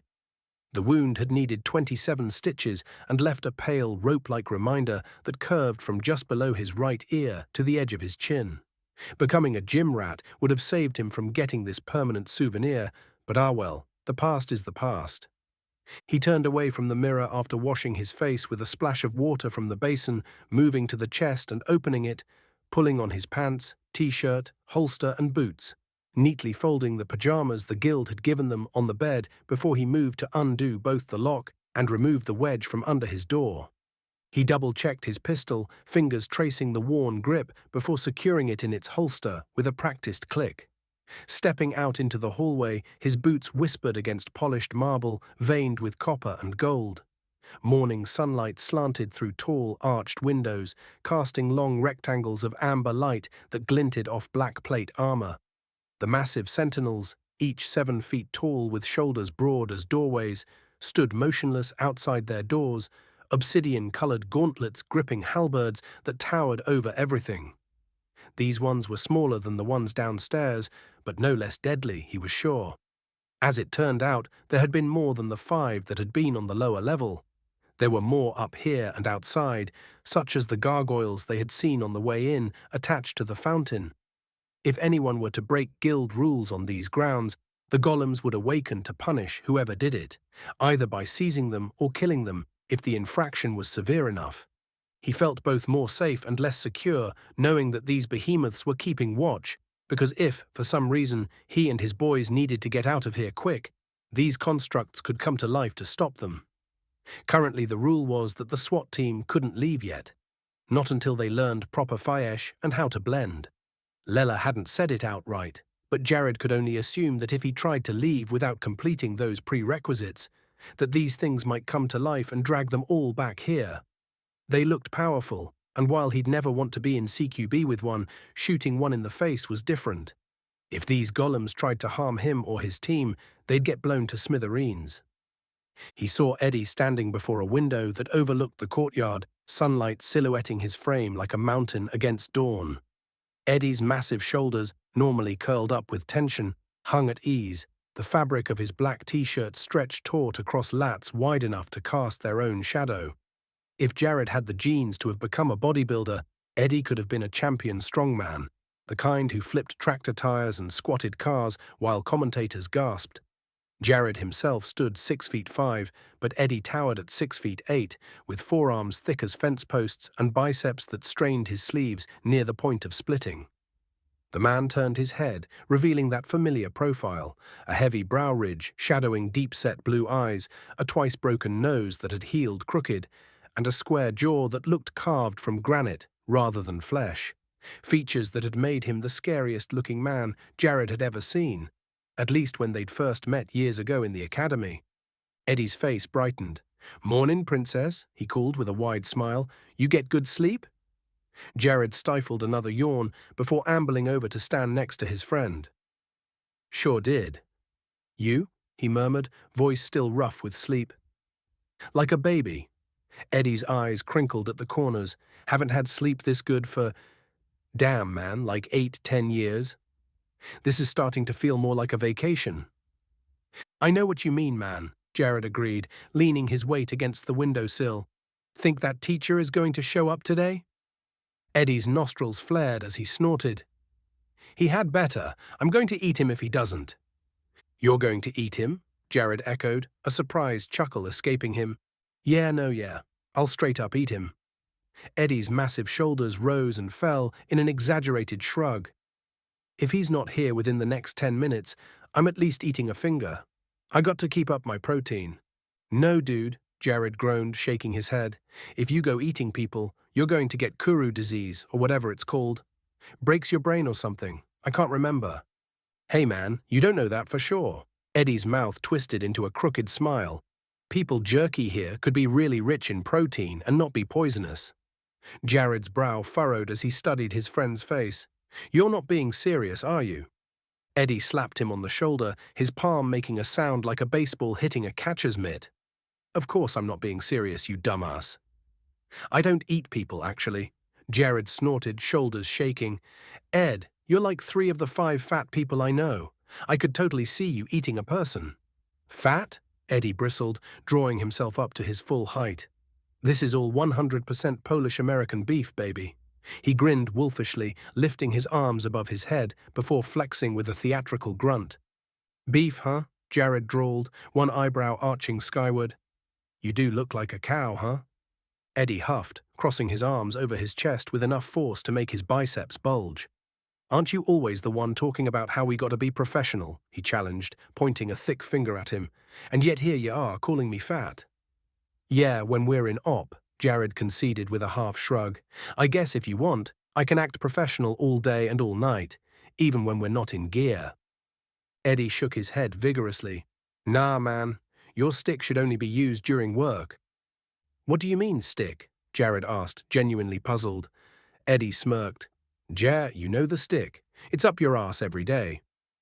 "Keep it professional, Ed," Jared commanded, jabbing a finger in Eddie's direction, his voice dropping to a glacial tone. "Or I'll have to report you." "Mimimi, I'm Jared and I'm gonna report you," Eddie squeaked, pitching his voice to a falsetto while making puppet motions with his hand. The 2 men dissolved into laughter that echoed down the marble hallway. Their laughter died in their throats when a woman's scream sliced through the morning air from the plaza below. Jared and Eddie's expressions hardened instantly, their bodies tensing as they leaned over the windowsill. Through the stone archway beyond the plaza's edge, a crimson-haired woman in a long-sleeved green dress thrashed against the iron grip of a man whose hooked nose jutted like a hawk's beak beneath cold, cruel eyes. His midnight blue robes, embroidered with silver thread that caught the sunlight, billowed as he backhanded her with a ring-laden hand. The crack of the impact echoed off the cobblestones as she crumpled, her palms skidding across rough stone. She put one hand up toward the man as she supported herself with the other, blood seeping from her torn palms. Deldy's borrowed memories crystallized in Jared's mind, putting a name to the arrogance in the man's stance, the casual cruelty in his thin-lipped smile. He was a gargal, a member of the human nobility that ran the city-states of Viland. Most gargals were cruel creatures who wore their power like a second skin, flaunting it through sneers and backhands whenever their pride suffered even the slightest scratch. What made them truly dangerous was how their influence permeated every level of society. City guards bowed to them, merchants offered tribute, and even the Adventurers Guild had to step carefully around their tantrums.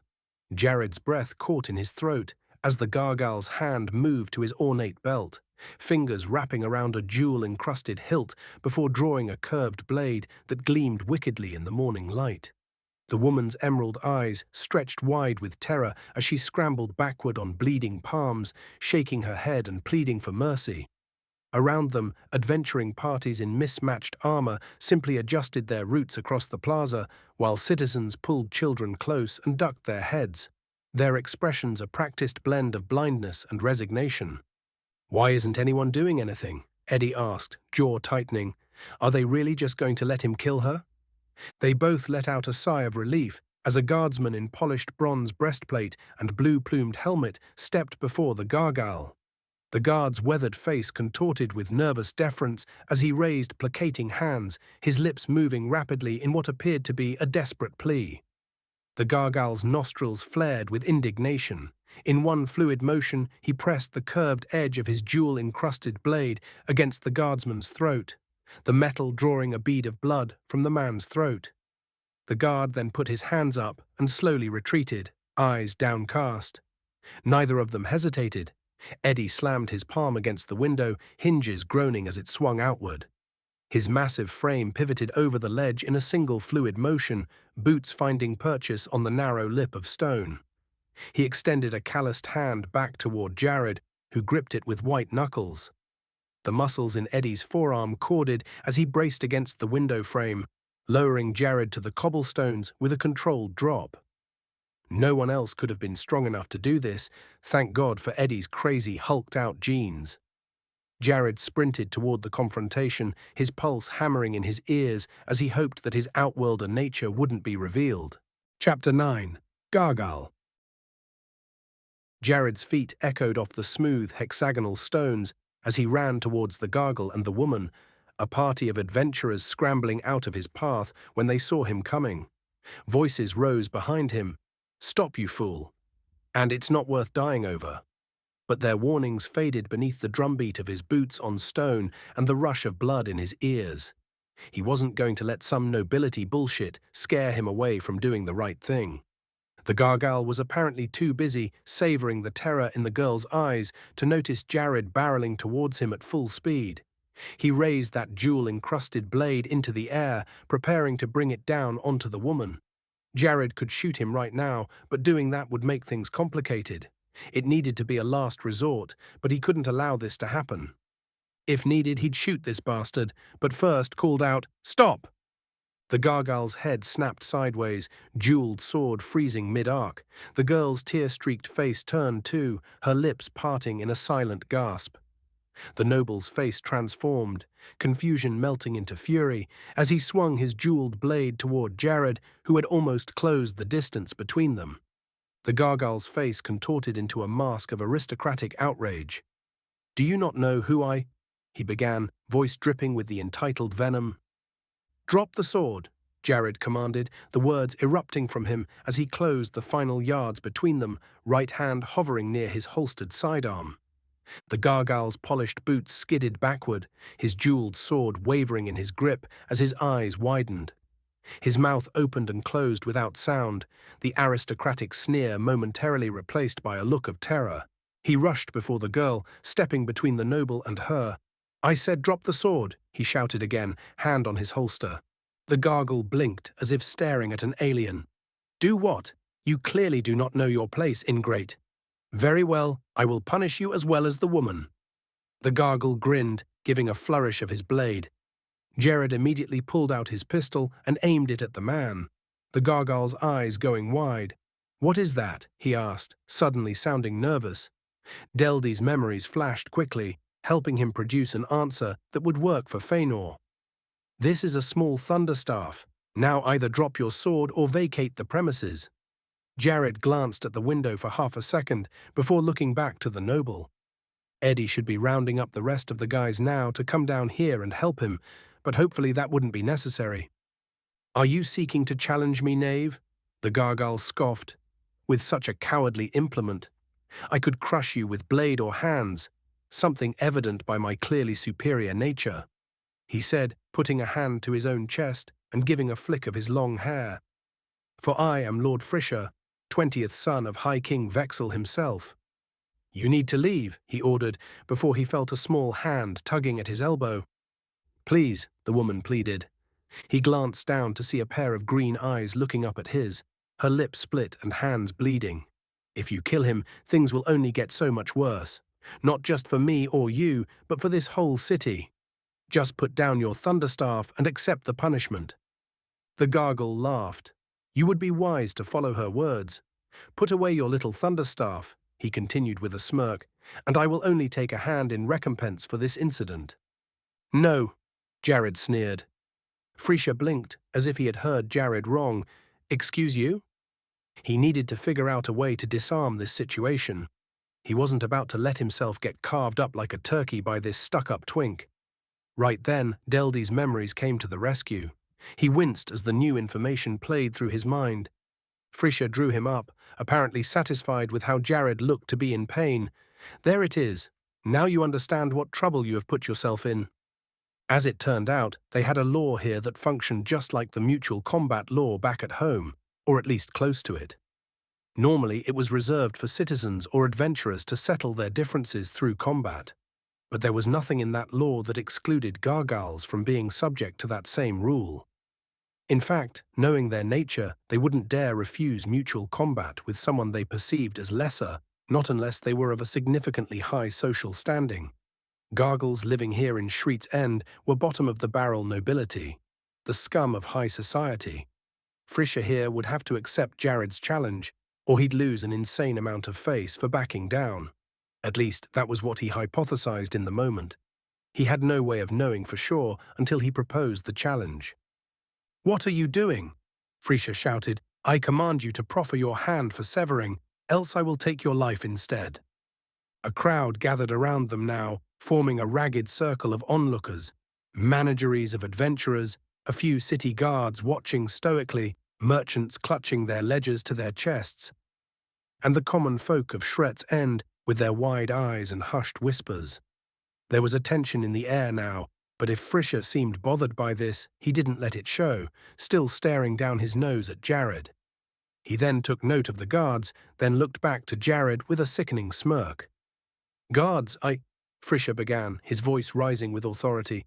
"I challenge you to one-on-one combat," Jared interrupted, his words slicing through the air. "If I win, you leave us alone." The crowd erupted, sharp intakes of breath, hands clapping over mouths, wide eyes darting between Jared and the nobleman. A merchant dropped his ledger with a thud, bejeweled hands shaking. Someone else whispered, "Madman," while another hissed, "He's dead for certain." Near the back, a towering yellow-eyed orc crossed massive arms and leaned forward with interest, his tusked mouth twisting into a wide smile. It was the first time he'd ever seen an orc in person, but he couldn't think about that now. "I do not have to accept such a challenge from one as lowly as you," Frisha bellowed, spittle flying from his lips. "The nerve of you!" "Are you scared you'll get your ass kicked in front of all these fine people?" Jared taunted, quirking a brow. "You are as close to my station as an ant is to yours," Frisha scoffed. "To entertain the idea would be an insult to one of my standing." "Then it should be easy," the orc bellowed, a wide grin on his face. "He wouldn't back down from a puny ant. Why would you back down from him?" "Maybe you are scared." He laughed. "Guards, seize that," Frisha began before locking eyes with the orc, recognition forming on his face. You are—" The orc grinned. "That's right." He flexed his massive arms over his head. "Burlo Armbig of the Armbig clan, bestest clan in Valand, silver ranked. If you'd rather, you can face me instead. I will champion for that human." He cackled, gesturing to Jared. Frisha froze, eyes narrowing to slits. "No," he shouted, a tinge of desperation in his tone. "One of the silver rank should not be champion for an insect like this." "All right then, I'll just mediate instead and declare the victor," Burlo said, muscling his way through the crowd to step between Frisha and Jared. The orc was massive, his arms dwarfing even Eddie's in width. But the orc's legs looked like saplings compared to the oak trunks that were his arms. They weren't scrawny or chicken-like by any means, but they were so disproportionate to those massive arms that Jared half expected the Burlo to topple forward with each step. The eyes of the crowd drifted to the green sticks supporting the monster attached to them, but no one dared to chuckle. "Mediating?" Burlo shouted happily. "That isn't necessary." Frisha shook his head. "A match such as this is to the death." Burlo shrugged his massive shoulders. "Unless there's a forfeit." He smiled. I'm just going to make sure that's respectedly, or however you say that word. Frisha let out an annoyed sigh before pointing the tip of his sword at Jared. Very well, I'll accept your little challenge, to show my flock that I am as humble as I am mighty. Great, Jared declared, keeping his gun leveled at Frisha. Wait, what are you doing? Frisha stammered, his confidence faltering. Put that thing away and draw your blade. Jared shook his head, voice steady as stone. I don't have a blade, I just have this. He answered, keeping the pistol leveled. You ready to start? This cannot continue this way. Frisha glowered, looking to the orc. Burlo shrugged. Fair's fair, that's his weapon of choice. Frisha's face suddenly became pale. It seemed even he understood the situation he'd just put himself in. The crowd behind Jared erupted in whispers, but he didn't dare turn to look, keeping his gun trained on Frisha. Burlo's shoulders shook with a barely suppressed chuckle. Jared smirked. There are two options for you, he announced, loud enough for the onlookers to hear. We can get this fight started, or we can end this right now by you forfeiting the duel. Your call. Frisha scowled. Very well, I have another solution, he shouted, sheathing his blade. He could tell what Frisha was doing. Likely he'd demand that Jared be given a blade to use or something like that, or insist that they fight it out with their fists. But he wasn't going to play the gargoyle's game. Seeing the man open his mouth, Jared quickly shouted over him. You see that, everyone? He yelled. He surrendered by putting his sword away. He then turned to the orc. The towering green man gave a knowing smirk. Match over, Burlo yelled quickly, a wide smile on his face. The gargoyle looked flabbergasted as Jared offered a hand to the red-haired woman. She took it, uncertainty on her face, before he lifted her to her feet. Let's go get you patched up, Jared told her. He turned at the commotion, seeing his guys all standing just in the archway, faces firm, mouths shut, as they glared daggers at the gargoyle. They hadn't had the time to get suited up all the way, but they'd all brought out their long guns, which the surrounding townsfolk stared at, flabbergasted. The dwarven adventurers in particular couldn't tear their eyes from the guns, thick-fingered hands twitching at their sides, beards quivering with each sharp intake of breath. One dwarf with a silvery hammer at his belt muttered something about innovations, while another traced invisible patterns in the air as if mentally disassembling the weapons into their component parts. The big orc, Burlo, scanned Eddie from head to toe, his yellow eyes widening until they resembled twin harvest moons. His massive jaw slackened as he glanced back and forth between Eddie and his own disproportionate frame, as if mentally comparing measurements before a low, appreciative rumble escaped his throat. Jared caught the orc's eye and offered a curt nod before moving toward the archway, a tirade of bitching from Frisha following after him as he went. The nobleman's voice cracked with indignation, promising retribution, connections, and the full weight of his house descending on Jared. Great, he just made a potentially powerful enemy for their stay here, but he couldn't just allow Frisha to carve up this girl. He pulled the woman past his team, through the stone archway and into the plaza, her fingers trembling in his grip. The squad formed up in a practiced wedge behind them, weapons at low ready. Marcus kept his eyes on the archway, while Eddie positioned himself as a human barrier between them and the red-faced gargoyle, whose hand hovered like a claw near his ornate sword hilt. Besides that, Jared saw something that more or less confirmed an earlier theory he'd had. The gargoyles of the fountain, their heads had all snapped to face his direction, those hollow stone eyes staring directly at him. Him stepping off the property had seemingly almost broke the rules, but it still seemed that his supposed leash had some slack to it. Still, though, he suspected that if he wandered too far, those gargoyles would emerge to drag him back to the guild by force. Indeed, when he drew closer, their heads snapped back into place, the adventurers in the plaza giving shocked gasps as he and his squad passed them by. The woman wriggled out of his grasp. Thank you, but I must pack. I can't stay here in Shreet's End any longer. She explained quickly. But I will never forget what you've done here today. If you are ever in Krillveen, remember the merchant house Lage, and I will repay your debt. That's not necessary, Jared told her. It was the right thing to do. Surprisingly, her face reddened with apparent anger. That is not up to you to decide. I owe you a debt. She spun on her heel before stomping off.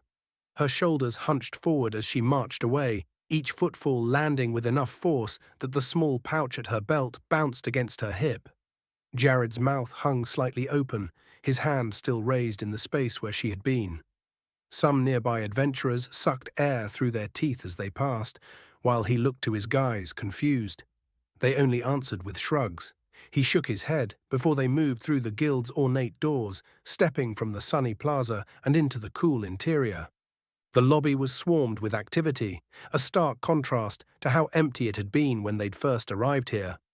Adventurers of all shapes and sizes clustered around job boards, dwarves with braided beards and hammers slung across their backs, elves with calculating eyes scanning contract terms, orcs with muscles straining against leather straps, and humans in everything from battered chain hauberks to practical wool tunics.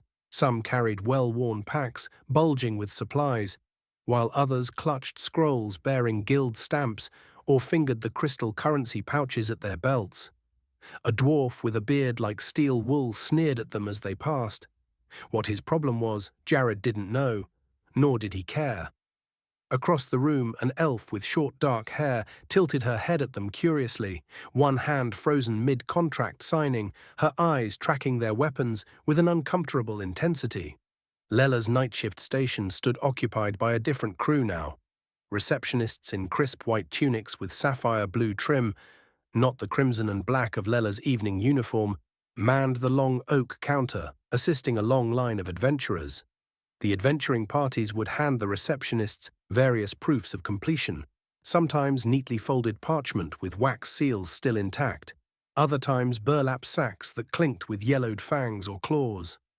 As Jared watched, a burly man with a patchwork leather vest slammed a blood-soaked canvas bag onto the polished oak counter. The receptionist recoiled as black-red liquid seeped through the fabric, pooling on her ledger. The man untied the drawstring with grimy fingers and upended the bag, revealing a rat's head the size of a small watermelon, its whiskers still twitching, glazed eyes bulging from sockets. He suppressed a shudder at seeing the rodent, a small tremor of fear nearly breaking his composure. It was dead. The rat was dead. Nothing to worry about. He looked away from the horrible thing quickly, pushing toward the center of the lobby. Only a few of these day-shift receptionists knew their secret. Lella had been clear as to why. The fewer guild members who knew what they really were, the better. It made sense to him. Operational security was only as good as its weakest link. All it took was one moron that liked to talk to ruin everything. The clerk who recognized them, a blond man named Sagu, spotted them from across the room, the crow's feet around his green eyes crinkling as he squinted at them. His quill clattered to the desktop as he quickly rounded the counter, eyes wide as he stepped quickly toward them. "What are you doing?" Sagu's voice cracked. His gaze bore into Jared as he jabbed a finger toward the stairwell. "You weren't supposed to leave the second floor. Gah! Just follow my lead." He then forced a tight, artificial grin. Then louder and breathless with feigned cheer. "Ah, splendid.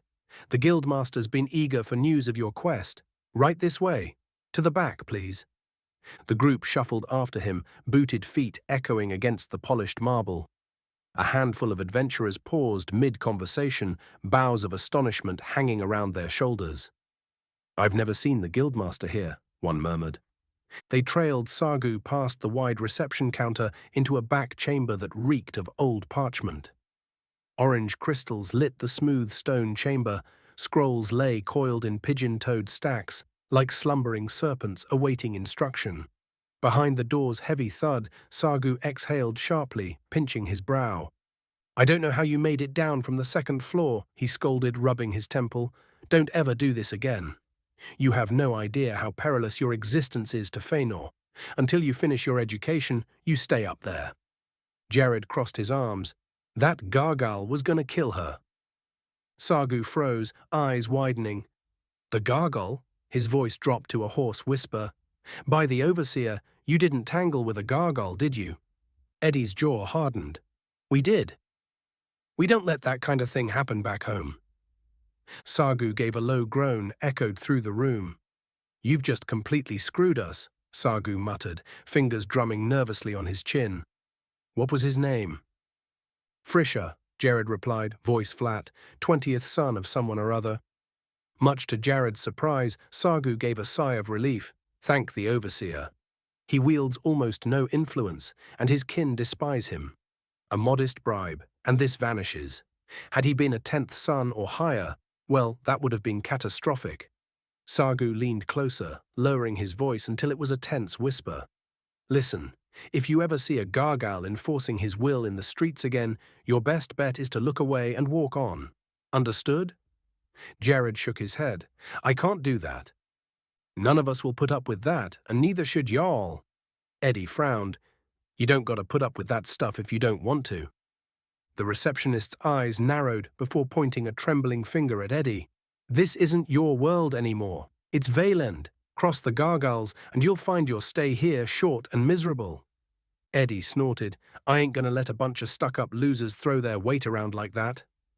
You damn moron. Sagu snarled.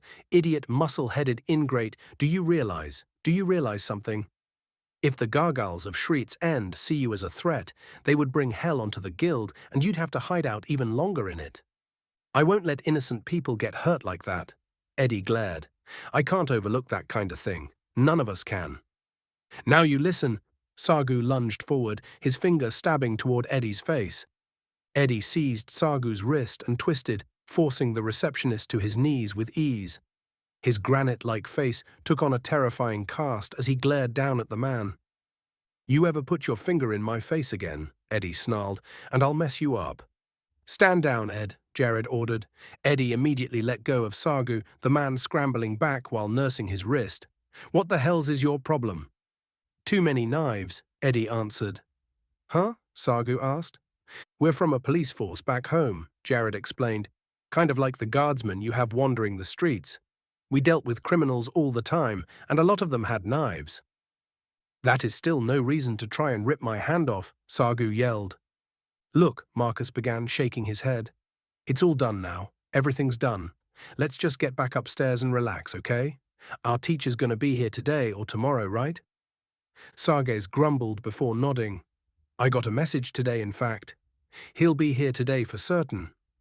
Now, if you please, head back upstairs. Do not use the lobby. There's a path back up through this chamber near the back corner, Sagu grunted, still nursing his wrist and glaring at Eddie. I will guide you back up myself. Jared nodded before he and his boys fell into step behind him. As they passed through the dusty room, Jared couldn't help but feel like that wasn't the last they'd see of Frisha, nor that red-headed girl. Chapter 10. What's right? Jared, you're doing an amazing job, Gagan said, clapping his wide, wrinkly hands together. Your pronunciation is perfect. You sound like a native already, and it's only been 3 days since we started your language training. Well, thanks. I appreciate it. Jared nodded to the elderly dwarf. Gagan's wrinkly face, long silver beard, and deep grey eyes, paired with his surprisingly wide frame, reminded him of old Greek philosophers such as Plato, aided by the fact that he was verbose and highly intelligent, clad in a thin white tunic that left his wide arms bare. He seemed to know just about everything about Fëanor, helping unlock and solidify Deldy's memories with each and every lesson. Chris, who had formerly been the worst at speaking Faesh, was quickly getting up to Jared's level. According to Gagan, the residual imprints of Deldy's consciousness were likely functioning like a mental shortcut, allowing them to access language pathways that would normally take months to develop. The fragments of Deldy's memories that each squad member carried acted like mental cheat codes, allowing the boys to breeze through many of these lessons with ease. Jared rose and gathered his notes from the stone-topped marble desk, the parchment crinkling softly beneath his fingers. The room they stood in was pretty similar to a classroom back in America. Rows of sturdy desks faced a lectern, sunlight streaming through narrow windows along one wall. These smooth stone desks were sturdy enough to stand the test of time. He wouldn't mind having one in his backyard.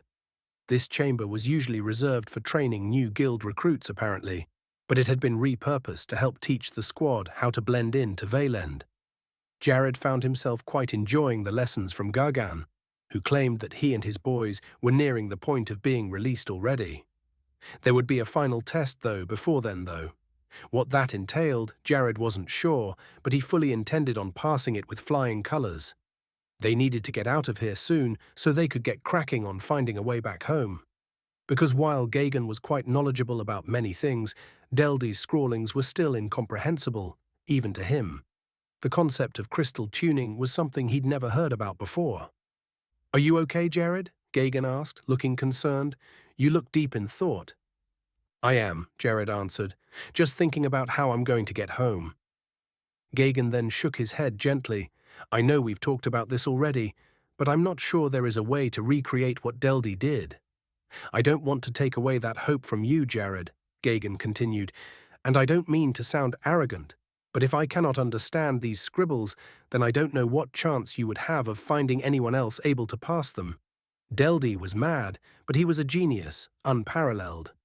I was acquainted with him once, in Embera. That's the dwarven capital of Violend, if you remember your lessons. He was doing research there, lucid, sane, quite enjoyable to talk to, in fact." As he said that, Deldy's memories flashed, and he could distinctly remember seeing a slightly younger version of Gagan standing before him, talking together about different applications for Lumina shards. It was gone in an instant, but he remembered Gagan. He'd experienced this before already, brief flashes. He assumed that Deldy had only crossed Gagan's path before, but he had no idea that they were acquainted. He'd thought they had just met each other in passing one day. But perhaps it was more complicated than that. Jared hadn't directly killed him, but when he had shot that crystal, something had destabilized the wizard's spell. Doing that did lead to Deldy's soul being split and his body dying.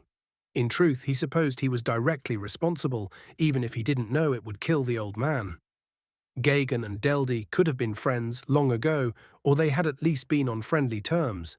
He didn't feel guilty about his death, though. Deldy was a threat he could scarcely comprehend at the time. A meth wizard without equal. Had that barrier not been there, he would have dumped a whole mag in his ass. He did feel bad for putting down someone sweet old Gagan had seemed to care for, at least once upon a time. "Are you upset that I killed him?" Jared asked after a moment. Gagan then shook his head. "No, not at all. I understand that there was nothing else that could be done. It is unfortunate, but it is a fate that he brought upon himself. I cannot fault you for protecting yourself." Jared nodded. "That's a fair way of looking at it," he said. Before Gagan could reply, 3 sharp knocks rattled the wooden door. It swung open with a familiar creak, and Marcus stepped into the classroom, his posture military straight, despite the fatigue evident in the shadows beneath his eyes. Marcus was a man of middling height, lean and wiry like a distance runner with close-cropped obsidian hair. His dark, almond-shaped eyes missed nothing, scanning the room with the practiced efficiency of a man accustomed to threat assessment. His dark blue t-shirt, faded from too many washes, clung to his shoulders, tucked meticulously into black tactical pants. His pistol hung at his side in a worn holster, its grip polished smooth from years of drawing practice. Bags hung heavy beneath his almond eyes as he stared at Jared, nodded, then looked to Gagan. "Good morning, Professor," Marcus smiled. "Well, good morning to you too, young Master Hayashi," Gagan smiled back. "You seem to be in a fine mood. You've been practicing your writing, yes? I know you've all been improving so quickly, but it is important that you still practice to help shake off… How do you say it? I was going to say rust, but saying that implies you have done this before." "Well," Jared began, "if you really think about it, we have learned all of this before, in a way. A weird, screwed-up kind of way." Gagan nodded in reply. "Yes, I suppose that is true. You do have the memories of a Fënoran in you all, so it makes sense." Marcus's lips quirked into a half-smile. "Makes sense to me." He placed a stack of parchment on the desk, with a practiced motion, smoothing the top sheet with his fingertips. The characters flow naturally, almost like I've always known how to write in Faesh. He tapped the topmost page. "Completed everything you assigned, sir. Full alphabet, and the essay on different Feylords you wanted." His dark eyes shifted to Jared, one eyebrow raised slightly. "What about you? Get through it all?" Jared nodded. "I sure did, man. Shenra cultists are the really bad ones we need to look out for." Ah, yes, the Faelord of trickery and deceit. He is particularly hated by my kind. Gagan grumbled. He, along with Kagor, the Faelord of wrath, war, and passion. Ah, but enough about them. You've learned most of what you need to know already. How was the writing itself? Did the river flow? Marcus nodded. It was fine for me. Pretty smooth now. Ed hates it, probably 'cause he never learned cursive, haha. Marcus laughed. Yeah, it is kind of like cursive, but for everything. Jared nodded. Makes sense why Ed hates it so much. His eyes then found the sheets of paper that Marcus had slapped on the desk, studying his neat handwriting with quiet admiration. Fayesh script flowed across the parchment like a stream, each character's delicate loops and flourishes connecting seamlessly to the next. Where English demanded hard stops and separate letters, Fayesh required an totally unbroken rhythm, the pen never fully leaving the page as each letter fused together. Fayesh's equivalent to a period were these deep vertical strokes, cutting through the flow without interrupting it. The characters themselves reminded Jared of intricate vines, some with tight spirals that doubled back on themselves, others extending into elegant tendrils that wrapped around neighboring symbols. The overall effect was both beautiful and slightly disorienting, like trying to read calligraphy that had been designed by someone who'd never seen Latin characters. And well, yeah, Latin wasn't a base here, nor any other Earth language. Yet despite that, he had become quite fluent in it. What do you think, Gagan? Marcus asked. Do we sound good enough to pass as native yet? We're really itching to get out of here. Well, there is a final test that you all need to complete before you can be considered ready to fly the coop, so to speak. It's no secret. I can tell you what the test will entail if you would like. Marcus and Jared both nodded eagerly. It wouldn't hurt to be prepared. Gagan then cleared his throat before he said, The final test will be bringing in someone who doesn't know what you are. Another guild employee that can be bound by secrecy. But the test will require you to keep your outworlder natures a secret from them. If you can pass without them finding out that you're an outworlder through your speech or any other faults in your logic, then I will say that you can leave the guild. He paused to cough. There will of course be other parchment-style tests, history, writing, which doesn't need to be perfect in my opinion. Half the people in Valend can't write very well, and the other half can't write at all. It is only the top 1% of Valanders that can write well, so your writing simply needs to be passable at best. That makes sense to me, Jared said. Convince a guild member that we're natives. I think we could probably do that now. Gagan shook his head. I'll be picking the brightest out of all guild employees to test you, maybe even a few dozen to make sure. These will be people that have a very encyclopedic knowledge of Fëanor, of Valend, and other such things. You still have a trace accent of English that we must erase. For while there are accents that vary from shard to shard, they don't change too much, and your accent is quite alien. Learned and well-traveled individuals will be able to pick it out easily. The guards at the gate didn't seem too suspicious of that, Marcus told him, putting a finger on his chin. Would you say that a city guard is learned and well-traveled? Gagan asked rhetorically. I guess not, Marcus replied. At least not here. I'm guessing this accent thing is to help trick the smarter people, right? You guessed right. Gagan clapped his hands, pleased. Smart Fëanorans will be your bane, especially the ones that comb the lands looking for outworlders. Granted, outworlder hunters aren't too common, at least not ones of any skill, but if you were to ever come across one, you must successfully deceive them. And failing that, he paused. Well, I'm sure you know. Let's hope it doesn't come to that, Marcus said. We're not murderers. But is it murder? Gagan asked, quirking a brow. Or is it self-defense? Think about it, boy. Your keeping your secret is paramount. If a Faelord finds out who you are, the best thing you can do is, well, kill them, he said, shaking his head. I do not mean to be macabre, but the Faelords can never be allowed to walk Fëanor ever again. I would encourage you to be more pragmatic when dealing with those who know what you are, even if the solution is unsavory, he finished. I can't just kill people because they know what I am, Jared said. There's a difference between killing someone in self-defense and murdering someone who knows a secret. Even if this secret getting out would cost you not only your life, but the lives of potentially millions of Fëanorans. Is your sense of justice so skewed? Gagan asked, quirking a brow. I mean no offense, but cold pragmatism is the only way you'll live a long life in this realm. Had I been you, I would have killed Marigin and his party, he admitted. And if I were the one in charge of the guild, I wouldn't have had him and his adventurers sworn to secrecy. I would have had them killed. He emphasized, I must admit, I have tried to convince guild leadership that is what must be done. Marigin and his band of adventurers need to go, but their foolish codes prevent them from listening to reason. He sighed, clasping his hands behind his back. Jared blinked, surprised at Gagan's ruthless admissions. Even Marcus seemed taken aback.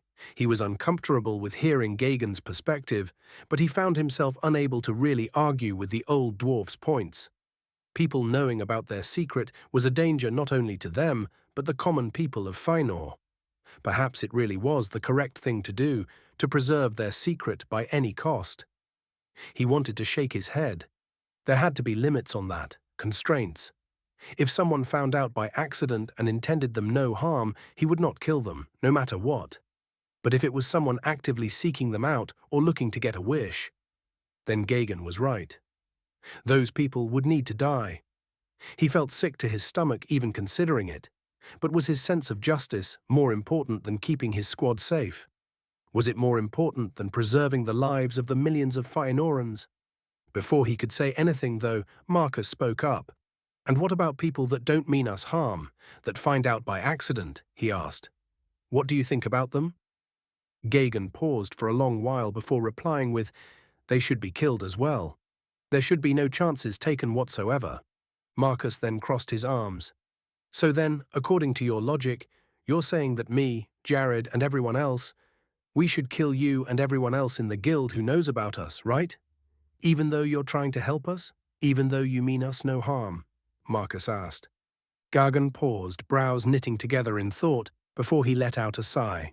By my own logic, Gagan said, yes, you should kill everyone that knows who you are. That is the one way to be absolutely safe. Yet I see the point that you are making here, Gagan admitted. I cannot reasonably ask decent men to murder those that help them or don't mean them harm, even if it is the logical option. People are not automatons, whether they be Fëanoran or Outworlder, and thus can't act so ruthlessly, at least if they are of good moral fiber. So then you agree that it's reasonable, Marcus began, that we don't want to kill everyone who finds out who we are? Gagan nodded in response. Yes, I do, he said. Despite that, I still encourage you to consider it, if that scenario, Overseer forbid, comes to pass. We aren't murderers, Marcus retorted, shaking his head. We won't kill anyone just for knowing our secret. It's just not right. Jared then took a deep breath before saying, Marcus, I think that Gagan's advice should be taken up here, at least in regards to those who want to hurt us. Marcus's jaw dropped as he stared at Jared, his dark eyes widening with disbelief. His hands, which had been loosely crossed over his chest, fell limply to his sides. You're saying you want to murder people, Jar? Marcus asked, his voice barely above a whisper. Jared shook his head. I don't want to murder anybody, Mark, he told him, but you need to look at the big picture here, okay? There's more than just our lives at stake. If we get possessed by a Feylord, millions of people will die. I'm not going to kill people that find out by chance. But I've decided that if anyone else like Marigin comes looking for us, seeking us out for wishes, he paused, then I think the best thing to do is to put them down, not just for our sake, but for the people of this world. This isn't you, man, Marcus told him. Listen, I'm not going to shoot anyone while they're down. We're officers, not executioners. Marcus frowned, turning his head away. I agree, Jared told him. We aren't, but the people that are going to be seeking us out are murderers. They intend to kill us, and I'm going to start treating them that way. Marcus didn't reply for a long while, just glaring at Jared before abruptly turning on his heel and stomping out of the classroom, slamming the door behind him on his way. He let out a sigh before turning to Gagan. Sorry you had to see that, Jared said. I agree with Mark on a lot of stuff, and normally I would have been with him on this, but looking at the big picture, we're going to have to be a bit more ruthless than we were back on Earth. And I hate that, but I don't want any of them getting killed. They're my brothers, all of them. I did not mean to sow troubles with you and your comrades. Gagan frowned at the doorway. That was my fault, and I apologize. No, don't, Jared assured him. These are things that we as a team need to work out. I'll talk to him and get this all sorted out. He just needs space now. Very well. I hope this decision won't fragment you all. You'll need each other in the coming days. Or years, Gagan said after a short pause. Hopefully we won't be here that long, Jared sighed. Well, you'll be able to work on finding a way back soon. I think that in 2 days, 3 tops, you will all be ready to take the nativity test. Jared looked up excitedly. You think so? Gagan nodded. With the speed of your learning? I do think so. Jared's jaw firmed. Can I take an extra lesson right now? He asked. Gagan smiled. Of course, let's begin.